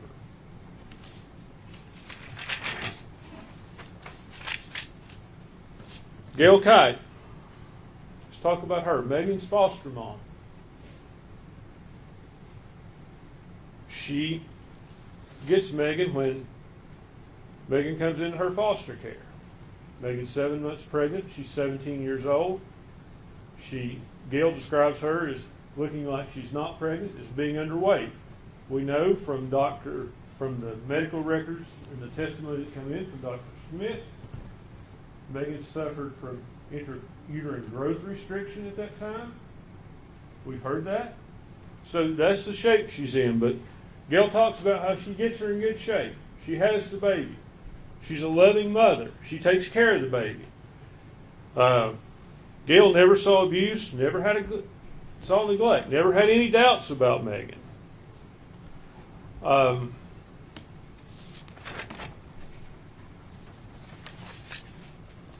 Erica Stacy, and that's the mother of Megan's ex-boyfriend, and I think his name is, I can't remember his name obviously. That's the mother of his ex-boyfriend. She described Megan as a good mother. Evelyn was always clean. And I'll point something out to you. The state wants you to believe that Megan just meets Hunter Wood and throws this child away for him. She didn't do that for, I think it's Caleb Stacy. She didn't do that for Caleb. There were other boyfriends. Now there's talk about, a lot of talk about Ethan Perry thinking he was the father. Well, the proof you've actually seen is they go about as Ethan is the father. And there's been no proof that Megan knew that he wasn't the father at that point. I'm not trying to, I mean, it just happens that sometimes people may think one person's the father and they're not. But calling him out of anything or anything else. Like, it's not like this didn't start early on that she thought Ethan was the father. She obviously thought a lot of Ethan. She drove to Texas, took Evelyn to see him. Now, he did say one thing that kind of struck me a little odd. He acted as though she just showed up in Texas. I suspect, and he finally admitted on cross-examination, that he told her where he was in Texas. You just don't hop in the car and drive to Texas and say, I'll drive around El Paso until I see his car in the parking lot, pull in. That's not what happened. I think he kind of wanted you to think that, but that's not what happened. Let's talk about Randy Wood. Randy Wood is the father of Hunter Wood. The state called him. The state is the one who elicited the information about Hunter Wood being hospitalized.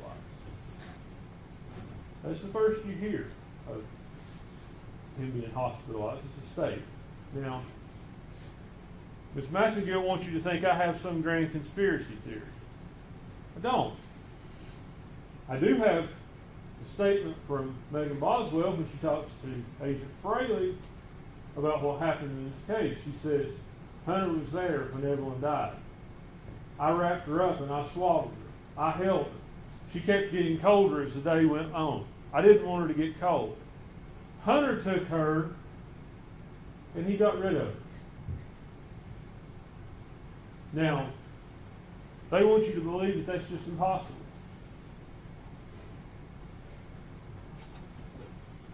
Why did Hunter not give his DNA?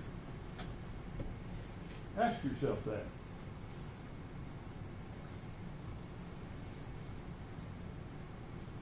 If you have nothing to hide, why wouldn't you just let them test your DNA against all the evidence they have? Turns out they couldn't have tested it, probably. But he didn't give them that chance because he had something to hide. Now, his dad said that he was schizophrenic. I asked him, is he schizophrenic and have hallucinations? He agreed with me on that. He also agreed with me when I asked him if he talked about using an aluminum foil or tin foil. And he said, yeah, he talks about some off-the-wall stuff. Now, ask yourself, who's more likely to wrap that child in tinfoil? The child's mother that has cared for the child, taken care of the child, or the boyfriend who's schizophrenic? And I'm not trying to vilify Hunter Wood. That's not been my intention throughout this trial. But Megan's statement is that one of them rolled over on the bed. And the young mother may think that. There could have been other causes. When we get to the causes, I guess we can go ahead and we can talk about Dr. Schmidt and Dr. Malushnik. Now, Dr. Schmidt asked her about several different things. She's the lady who actually performed the autopsy. And she formed an opinion of homicidal death based on the way the child was in the trash can. But she could not tell you a medical basis for the child's death, other than a diagnosis of exclusion. And a diagnosis of exclusion is simply, we don't know what else is wrong with her, so she must have smothered in this trash can. That's what they want, what she said, essentially. Now, I cross-examined her about a lot of things. I asked her about SIDS. And even though the subsequent doctor didn't agree with it, Dr. Malushnik, I didn't ask you about something that didn't exist. Dr. Schmidt knew exactly what SIDS was. We talked about it. We talked about the ages, how we don't know what causes it. She answered questions about it. She said, ultimately, she could not rule that out in this case. Just like she could not say with any degree of certainty that the child was placed in the trash can alive or dead. She couldn't say that. She brought up that the child had a heart valve that leaked. She admitted under cross-examination that that could have been what killed the child. We talked about laryngeal, we talked about laryngeal convulsions. Could that have caused the death of the child? She admitted it could. Now, Ms. Massengill brought up that I brought up tongue tie. I brought up tongue tie, I brought up GERD, I brought up an infection she had, because all of those things can lead to the onset of SIDS. That's the research, and Dr. Schmidt agreed with that. Now, I want to tell you something about Dr. Schmidt and Dr. Malushnik. I think Dr. Schmidt she was the medical examiner in Johnson City when this happened. Dr. Malushnik is not her boss. It's not like she's somehow over her. Dr. Schmidt was the chief medical examiner at the Jenkins Autopsy Center, Forensic Center. Subsequently, for whatever reason, the state sent her report to Dr. Malushnik for another opinion. Dr. Malushnik only reviewed her report, and she finds that it's a good report. But then she wants to go further and find with some type of certainty that child was placed in the trash can. And you saw an exchange between me and her in here yesterday, It went on for 4 or 5 questions. And I kept asking her, doctor, can you say any type of certainty? What can you say about this? Can you conclusively say that that child was dead when it was wrapped in the blanket, wrapped in tinfoil, and put in the trash can? She evaded that question. She wouldn't answer that question. She finally answered that question only after it was threatened she would be in contempt if she didn't directly answer the question. And her answer was, no, I can't say conclusively. And then she threw out kind of a parting shot at me as she left. And suggest to you the more accuracy of that parting shot, she said the child could have been murdered some other way. Should have been. The child could have died some other unknown way. That's what the truth would have been. She presupposed that this child was alive when it went in the trash can. The doctor who did the autopsy was very clear she could not conclude that. She said it couldn't be excluded, but it cannot be included. Dr. McLuhan didn't come in with a preconceived notion of that's what happened.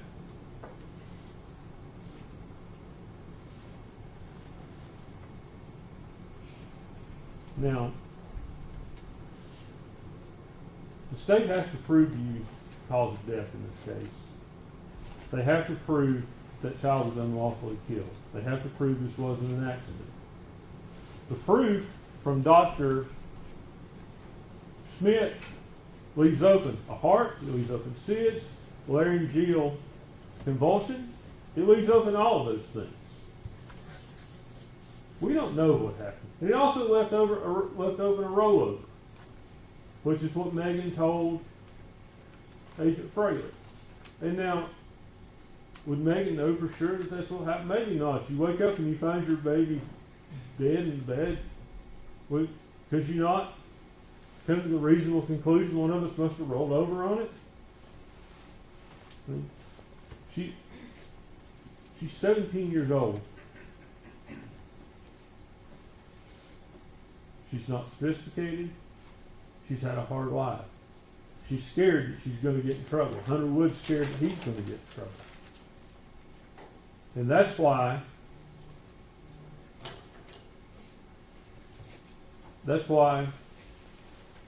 she does what she does. Hunter takes the baby to dispose of it. She knows about it. Is that right on her part? No, it's not. Should she have called and reported it? She absolutely should have. I told you that in my opening statement. Have they proved that she's a liar over and over? They have. Don't deny that. They haven't proved she's a murderer. You have more counts of false report than I can really count. I think there's 11 or 12 of them.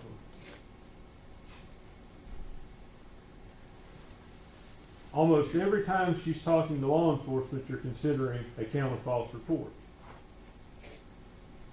With the exception of, you're not considering one for the time she talked to Agent Fraley.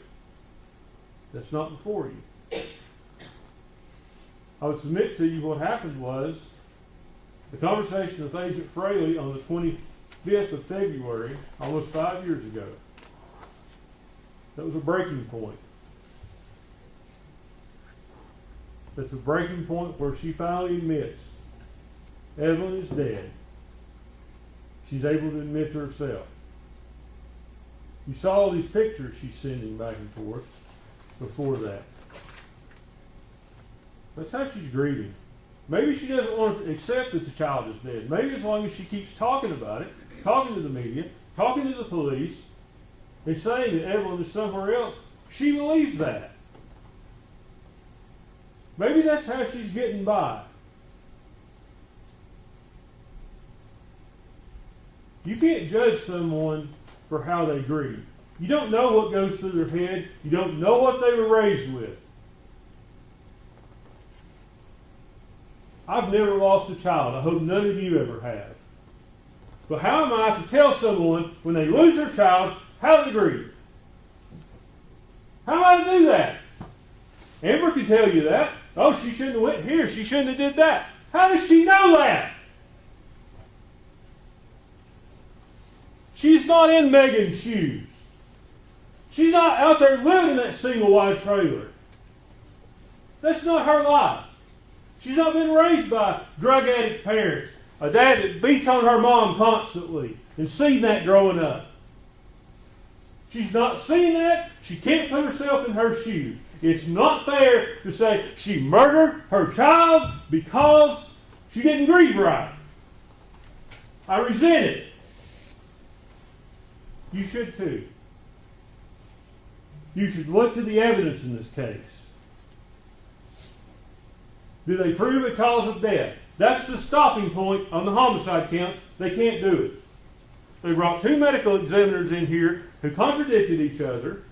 The first one at least had read her medical records. The second one talks about how she is perfectly a healthy child. She ignored everything in her medical records. She didn't talk about them. It was obvious to me. Should have been obvious to you. She hadn't read them. She didn't care. It was her job to come here and convict Megan Boswell of murder. If you don't believe that, why would she leave here and say, well, she must have been murdered some other way? She was a biased witness, and she wasn't a credible witness.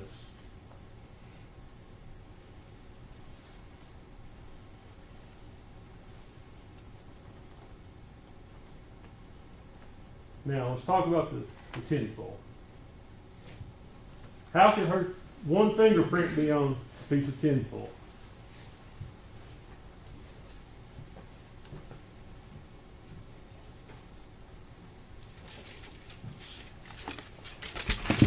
Can y'all see this roll? Maybe like this.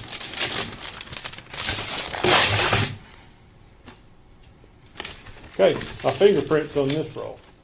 I've taken this one. The next person who gets this is going to get a piece of tinfoil with my fingerprint. That's a possible way.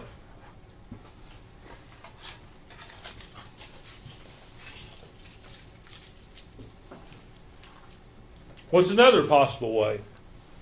We've heard that the tinfoil had food and debris on it. And there was food and debris in the trash can. But maybe the tinfoil was already thrown away in the trash can. If it came off of a roll like that, whoever got it would have had to have reached in there and gotten several pieces. There were several pieces of tinfoil. I believe 4. There should have been fingerprints all over it. One fingerprint. One fingerprint. It doesn't prove she put that tinfoil on there. Now, what about DNA on the garbage can? I would just about guarantee you, each and every one of you, your DNA is on your garbage can in your kitchen. Your DNA is all over the house. Your finger, I said DNA, actually it's fingerprint. Your fingerprints are all over your house. It's the kind of thing we don't think about, but you touch something, you put your prints.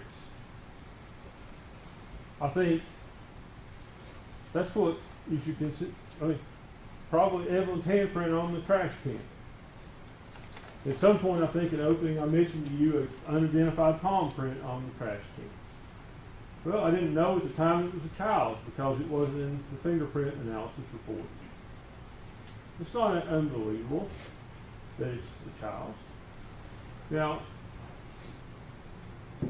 Ms. Massengill made a statement, and I was a little perplexed with it. The state wants you, or the defense wants you to believe that wearing gloves prevents putting fingerprints on something. You heard the fingerprint experts say that it can. I think we all know that from our common sense stuff. If you cover the fingerprint up, you're not going to leave it on something. Now, let's go back to the statement with Agent Fraley. February the 25th. She's talked to law enforcement over and over. And she talks about how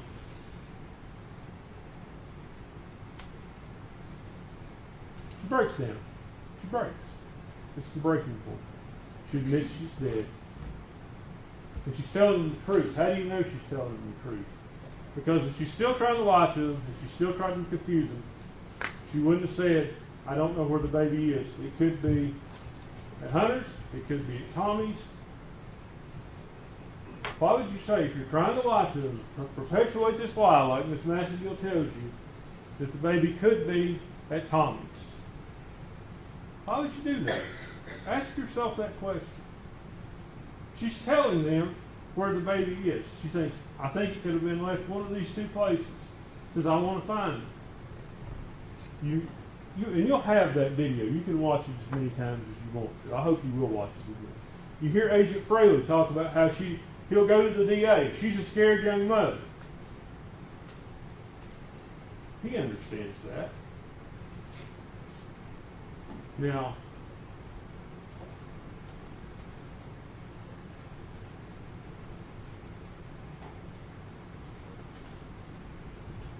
I don't have to prove this case to you. I wish I could, but I can't. You can't prove a negative. What I can tell you is the state has not proven their case. They've not proven the cause of death. They've not proven that the death was an unlawful killing as opposed to an accident, or some rolling over in the bed being an accident, or some kind of health-related issue. They haven't proved that. Let's talk about the gloves. I go around in circles sometimes, and I hope y'all are following me. I apologize for that. But let's talk about those gloves. Ms. Massengill talks about the criminal tore the gloves up in the trash can. I think if you'll remember back and look to your notes, TBI cut those gloves up for testing. I could be wrong, but I think that's the case. Now, what do those gloves tell us? Do they match up to anyone? No. But they do match up to an unknown male. There's not enough profile there to match it to someone to specifically identify them, but it matches it up to an unknown male.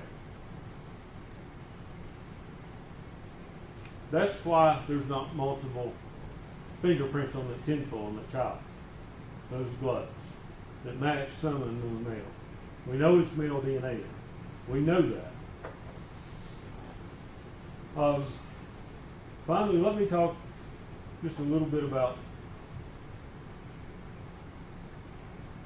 Hunter. There's a text thread, and it's in February. It's between Megan and Hunter, and it appears like Megan's telling Hunter the same story she's telling everyone else. But remember, Megan's told Agent Fraley that Hunter doesn't want his name brought into this. He doesn't want to be involved. He told her not to tell anybody anything about the child. At this point, Hunter, he throws out a name in that text. He talks about Agent Wilhoit.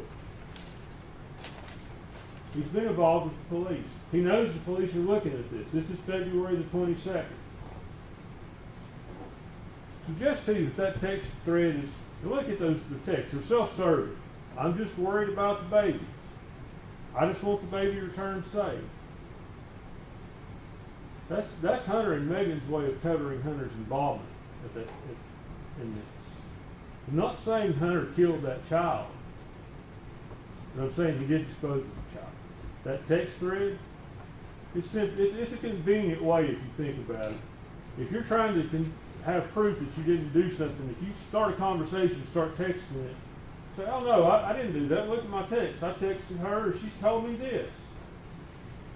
It's a convenient thing for him.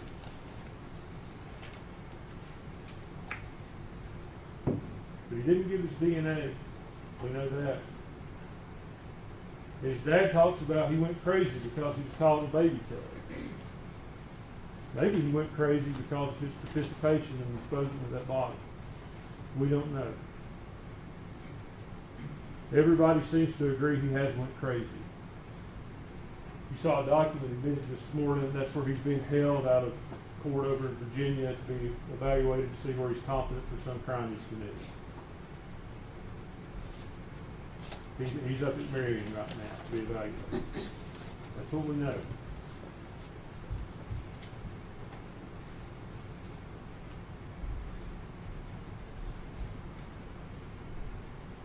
hope I've answered your questions. I hope my argument has helped you somehow with this case. But what I would say to you, if you have questions, about any elements of these crimes, and your questions are not answered to your satisfaction, you have reasonable doubt. If you say, I don't know how that child died, that's reasonable doubt on this homicide count.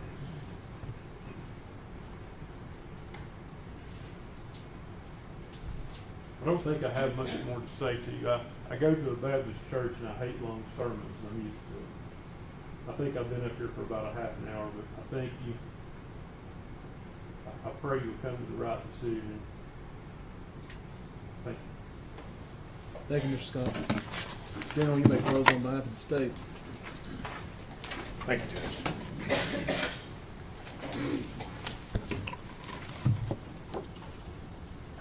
Ladies and gentlemen, much like Megan Boswell, Mr. Scott seems to have some very convenient explanations for what happened in this case. Lots of things that happened in this case. All of the evidence in this case that points to his client, he's got some sort of explanation for it.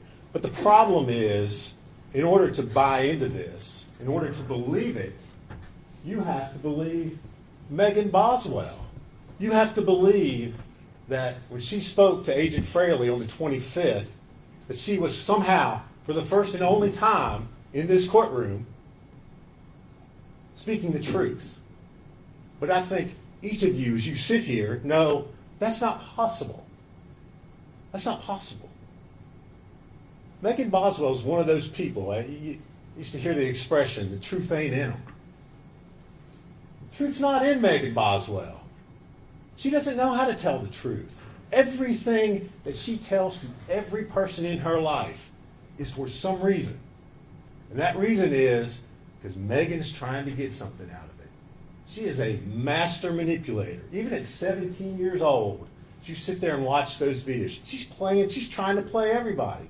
She's trying to play the law enforcement officers who are interviewing her. She's playing her friends, every person in her life who walked through that gate and sat up on that witness chair was in some way manipulated by Megan Boswell. Some way. Whether it was about Evelyn, whether it was about how she was going to pay for a babysitter, whether you're the father of my child, whether you're a great-grandfather, whether your wife who's dying of cancer is babysitting the kid. I mean, she knows no bounds. There is no person that she will not manipulate and tell untruths about and to. No one. But Mr. Scott comes in here today and says, yeah, hey, come on, ladies and gentlemen, the 25th, that was the point, which she decided, hey, I'm going to be truthful here. No, it wasn't. And we know it's not. It was just another story. She was telling law enforcement to lead them some other way. That's all it was. And if you remember, when Agent Gratz testified, General Massengill was asking him the question, when did this first thing about accidents and rollovers, when did that come up? Well, it came up when the police and law enforcement finally said, we got nothing going on here. We got to give her an out. We got to give her something so we can try to find this kid. They're the ones who suggested it. And then very conveniently the next day she comes in and guess what? Oh, yeah, I forgot. Yeah, that's right. I'm sorry I've been lying to you all for days and days and days now. But now I'm going to tell you the truth. But that's not what happened. That's not what happened.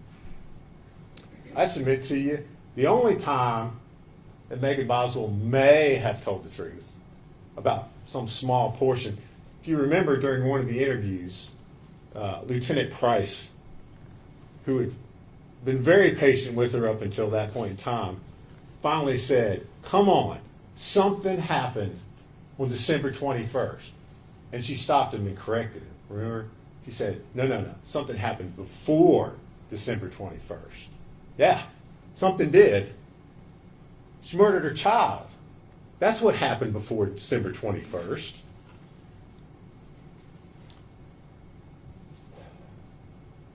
Ladies and gentlemen, before I speak further about the physical evidence that ties and shows that Ms. Boswell is the one who is guilty in this case and who needs to be held accountable, I want to take you back to jury selection.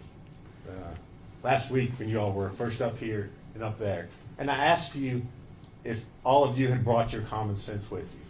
And if all of you, as you listen to the evidence in the case, would use your common sense. And everyone agreed that you would. And so I want to remind you of that.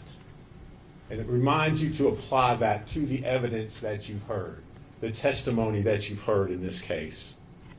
Because the defense wants to say that perhaps, again, speculating, it's a possibility that Evelyn just died one day in early December. And then all of a sudden, Megan engages in this just pattern of just totally bizarre behavior that involves wrapping her child in a blanket, tightly pressing her head in aluminum foil, and stuffing her in a trash can, and then engaging in this just convoluted tale to anybody who wants to inquire about what's going on with Evelyn. But it's a remarkable coincidence, isn't it, that all this occurs at the same time that she starts working at the chicken shack. And that she meets Hunter Wood. You know, that Hunter Wood. The one who lives out on the lake in the big house. And remember,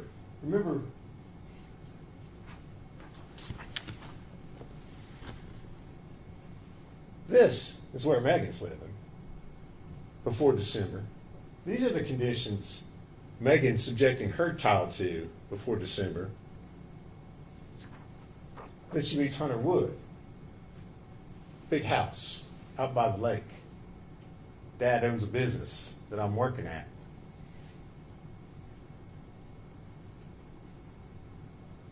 Remember the other things she's telling investigators as time goes on.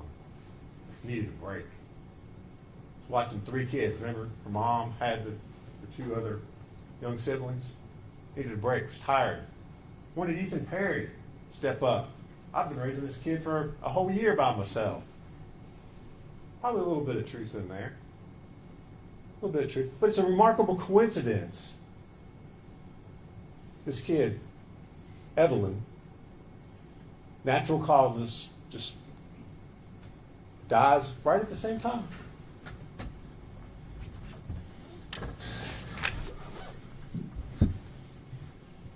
Apply your common sense in asking yourselves, why? Why would Megan Boswell then start on December the 7th? She tells Bailey Hawkins, hey, it's just me. Ethan's grandma has Evelyn right now. December 7th.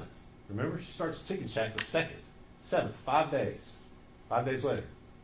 Why does she start telling all these things that are obviously not true? I'm in a custody battle with Ethan. I don't have her. Evelyn's sick. She's got the flu. I can't bring her. Can't bring her up there to get the Christmas gifts. Let you see her.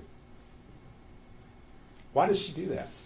Why does a mom who, by everybody's testimony, everybody's, her friend Bailey Hawkins told you, I mean, yeah, she wasn't a perfect mom, but she did well. She did well. They all did. I mean, she's posting pictures on Facebook, Instagram.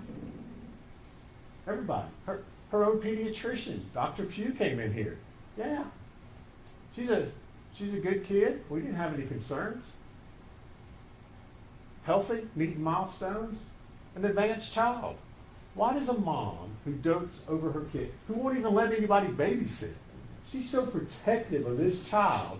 Remember Erica Stacy? I mean, heaven's sakes. I mean, that's an ex-boyfriend's mom who is willing to babysit the kid so that her son can go on dates with her.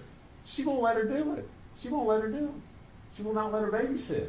That's how protective she is of this child. So why? Why? Apply your common sense. She won't do it because she can't face the truth about what she's done. She can't face that truth. She can't look at that picture. And I'm not going to put it back up there for you. She can't face what she's done to that child. Discarding her like a piece of garbage. That's what she did. She can't face that truth. So she engages in just spinning all these stories to everybody. Everybody that comes with a story, she's deflecting it out because she doesn't want to face that.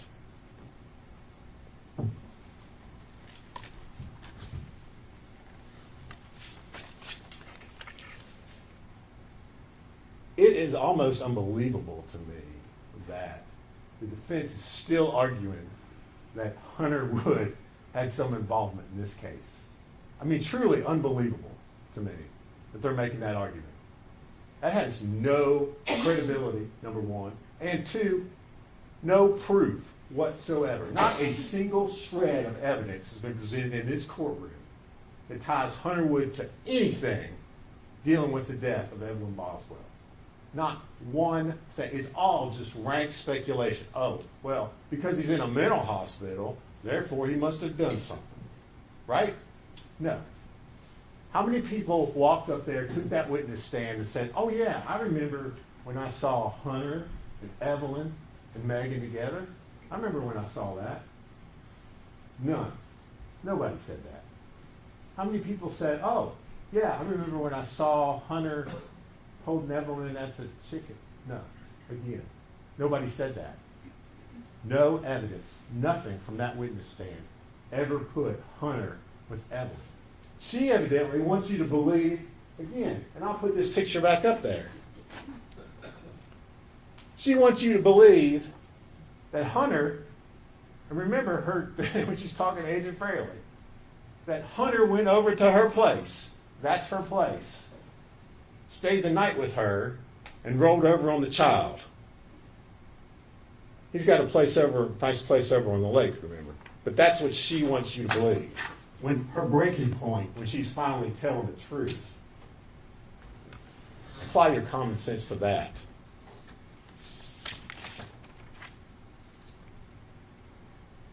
What else possibly ties Hunter to this case? To Evelyn's body being disposed? Well, maybe it's the playhouse over on Tommy's property. No. Again, we know Evelyn is probably gone 5 days after she first met Hunter from working at the chicken shack. But Megan Boswell wants you to believe that he's been able to go onto her property and stick a body in a trash can in a playhouse that was built for Megan Boswell.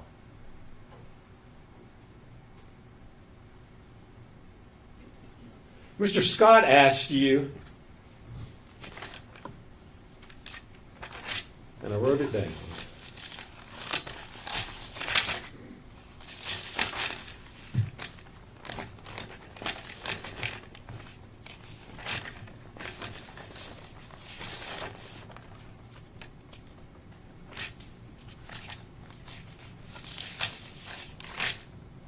He asked you who was more likely to have left a print on the foil. Well, I'll tell you who's more likely to have left a print on the foil. The person whose print was found on the foil. Megan Boswell. He stands up here, and again, we've got explanations for everything. Well, maybe it was possible she tore a sheet off earlier, and in doing that, she grabbed the foil and left a print. Well, there's no Hunter Wood prints on any of the foil. The bag that's stuffed on top of the body where Evelyn's found. Multiple prints on that. None of them belong to Hunter. They all belong to Megan Boswell.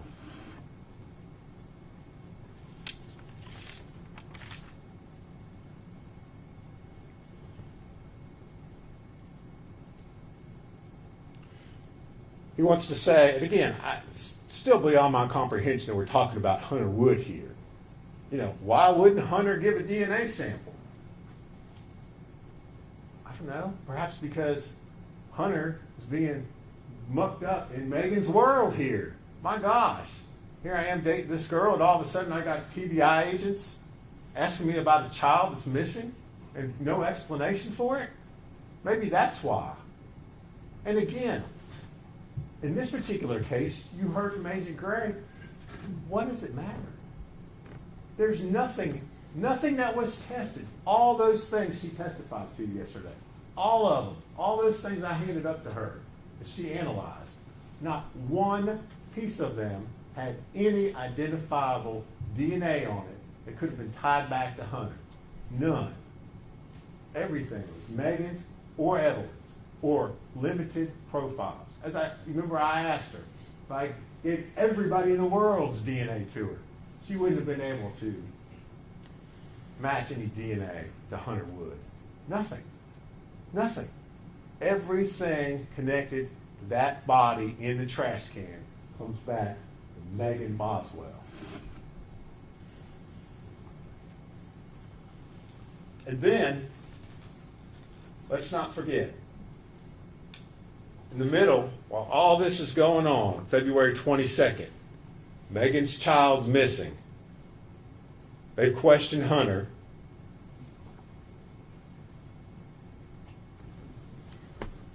And they had this conversation. And Mr. Scott wants you to believe that this is some kind of contrived thing between Megan and Hunter. But what evidence did you hear that there was any sort of contrived conversations going on here? Nothing. Again, nothing. In order to believe that, you've got to believe one person, Megan Boswell. And we know you can't believe her. No. Hunter says, yeah, but where's the baby? I just want the baby to be found safely. What's her response? If she was truly trying to cover this up, a little bit better response would probably be heard. She says, Dad won't let me go anywhere because of the situation. Hunter, I can't disclose stuff to you on here about what TBI is doing. His concern, please assure me the baby will be found and brought home safely.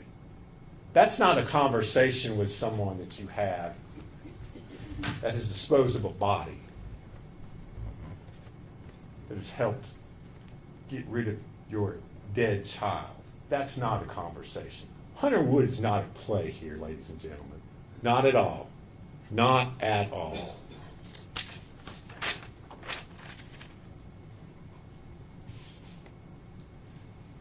Defense has also talked to you about these things medical conditions that they questioned the medical examiners about yesterday. Possible things that might have caused Evelyn to just suddenly die of natural causes. A perfectly healthy child. Again, he's asking you to speculate about possibilities. But we don't decide this case on possibilities. And if you think about it, ladies and gentlemen, you didn't hear from just 2 doctors about Evelyn's condition, about what kind of a child she was. You heard from 3 doctors. Her pediatrician testified in this case too. And what did she tell you? Evelyn was a healthy child, advanced, had met all of her milestones. Any concerns about her health? No, her concern was that on December the 5th, she doesn't show up for her year checkup appointment. She's a no-show. That's her concern, not Evelyn's got tongue-tied. I'm concerned maybe she's going to die from SIDS. Not, oh, she's got some sort of reflux going on. I'm afraid she might be at risk to just suddenly die one day. That's not her concern. And remember, and Mr. Scott didn't talk about this because you don't want to talk about it. I asked Dr. Malushnik yesterday about statistics. This wasn't just her opinion. These are statistics kept by the Department of Health in Tennessee about the number of kids over 1 year of age who die in rollover deaths. Entire state of Tennessee last year, none. Entire state of Tennessee, last 10 years. None. But yet, they want you to believe that's a possibility in this case. She's the first one, ladies and gentlemen, evidently. The first one. No, it's not a possibility. You're to decide this case on the evidence that you've heard and the testimony you've heard from that witness stand. And the testimony you heard from 2 different medical examiners is that this child died from asphyxiation. That's what they told you. Both of them told you that. He said they had contrary opinions. They didn't have contrary opinions. One of them had a little stronger opinion, but they both had the same opinion. They both told you the cause of death was the same thing, asphyxia. And all the evidence in this case points to one person alone as being the person who caused that asphyxiation. And that is Megan Boswell. This wasn't an accident, ladies and gentlemen. It wasn't an accident at all. You've got lots of evidence of premeditation sitting over there in that box. This isn't a little piece of tin foil. This isn't foil like you stick around a baked potato and stick in the oven. You saw it. You saw the photographs. And the foil's in there. Pull it out. It's a big old piece of foil. Mr. Scott wants to suggest maybe it was sitting down in the trash can and somebody pulled it out. Nobody's using that much foil. Use your common sense. And remember the testimony from Dr. Malusnik yesterday about how that foil was applied. That blanket, so tight when they're taking it off, the impressions left on that child's face. The foil, how painstakingly slow they had to pull it off because it was tightly compressed around the child's head. I submit to you, that's premeditation, ladies and gentlemen. That's intent. That's not an accident.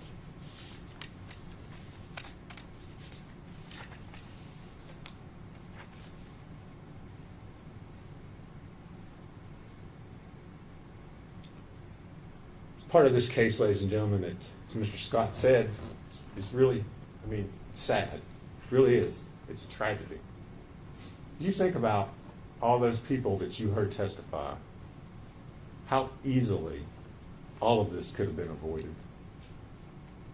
All those people. Bailey Hawkins, Audrey Gibbs, Casey Saltz, Gail Kite, Paul Miller, Erica Stacy. Any one of those people would have taken that child. All this could have been avoided.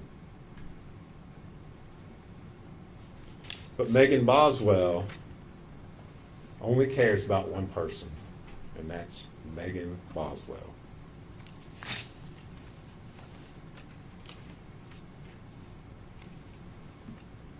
She started a facade back first week of December after she killed her child. She created this world, this web, you've heard it called. And that's a pretty good description of it. It's a web. And it traps and ensnares everybody that she comes into contact with. She started this facade back then, and it's continued and continued and continued. And she brought it in here to this courtroom in front of you. And she's trying to get you all to believe the rollover, believe the accident, believe my child died of natural causes, and that I just flipped out and engaged in this totally bizarre behavior. But in order to do that, you have to ignore the evidence in this case. You have to ignore the forensics that place her and her alone as the perpetrator of this crime.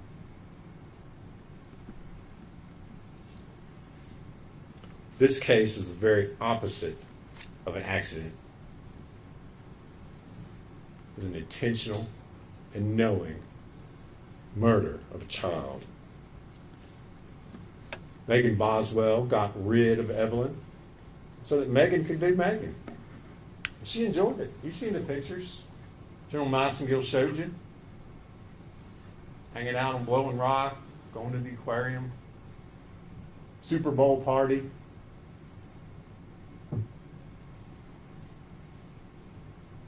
Megan Boswell sits here in this courtroom today as guilty as she was back in that first week in December. As guilty as she was on February the 18th when she first came in there, Detective Perez and James Lewis interviewed her. She acted all surprised. What are y'all going to do?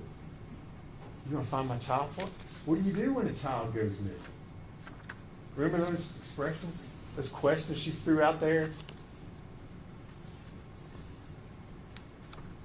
She sits here in this courtroom today as guilty as she was back then because she never learned the one lesson that we all know, which is that you're responsible for your actions and your choices in life. And she sits here because she refused to learn that lesson. You've heard her interviews. She takes responsibility for nothing.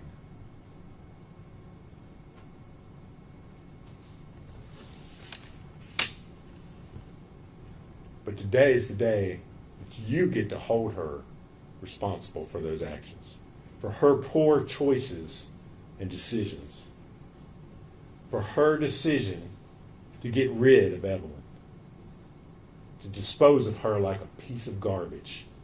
That's what she did, ladies and gentlemen. She disposed of her child like a piece of garbage.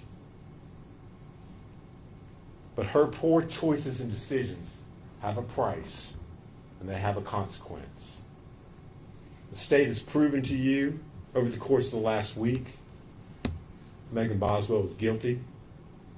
First-degree murder, a false report, tampering with evidence, and a failing to report that death to authorities. We ask today that you hold her responsible for those poor decisions by finding her guilty as charged.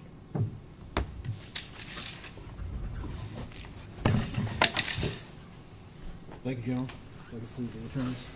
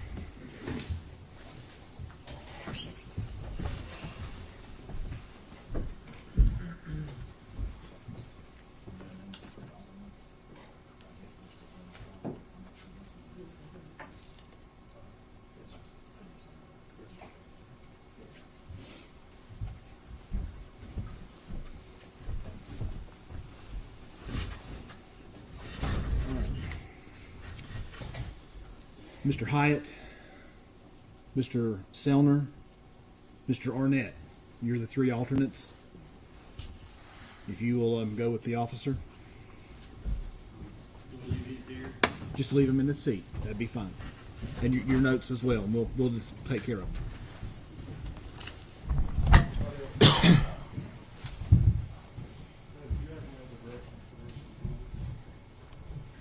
them. The rest, what do you mean? Yeah, I'm going to finish the charge. All right. Now, back on page 49. When you retire to the jury room, you will first select one of your members as foreperson who will preside over your deliberations. When you have reached a verdict, you will return with it to this courtroom, and your foreperson will deliver the verdict form to the court. Take with you the presentment, the exhibits, the verdict forms, the court's written instructions, and you may retire and consider your verdict as soon as the officer comes back to get you.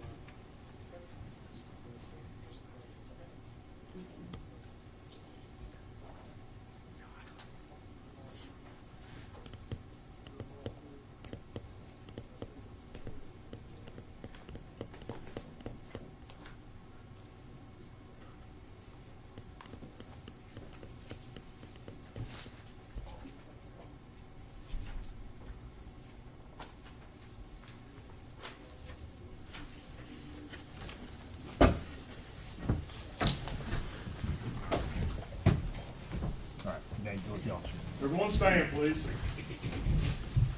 3:05 p.m.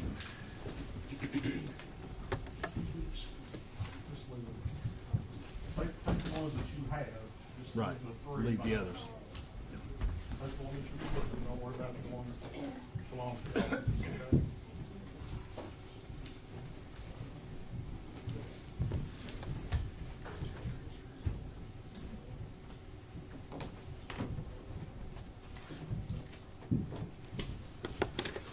You may be seated, thank you. All right, we'll be in recess, waiting verdict of the jury.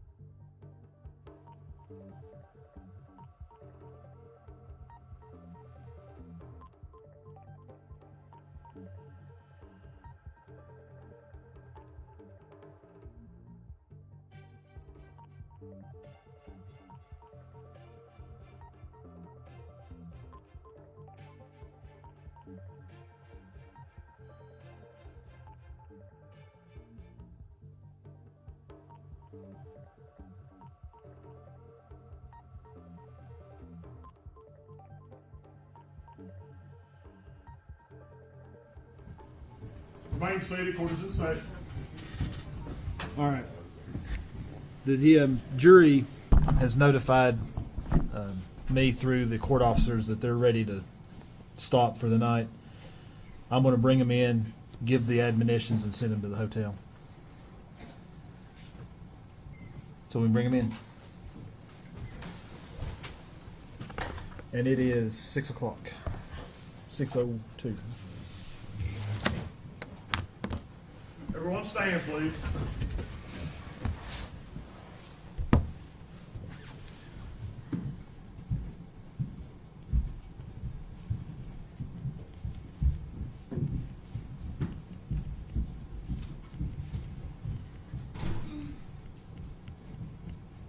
You may be seated. Thank you. All right, ladies and gentlemen.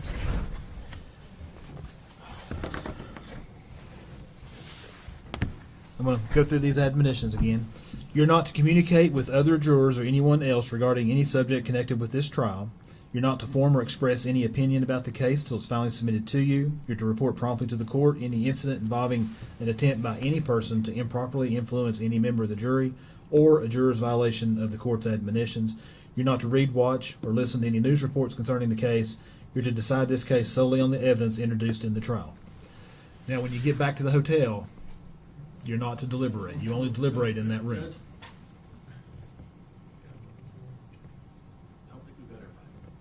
That's 11.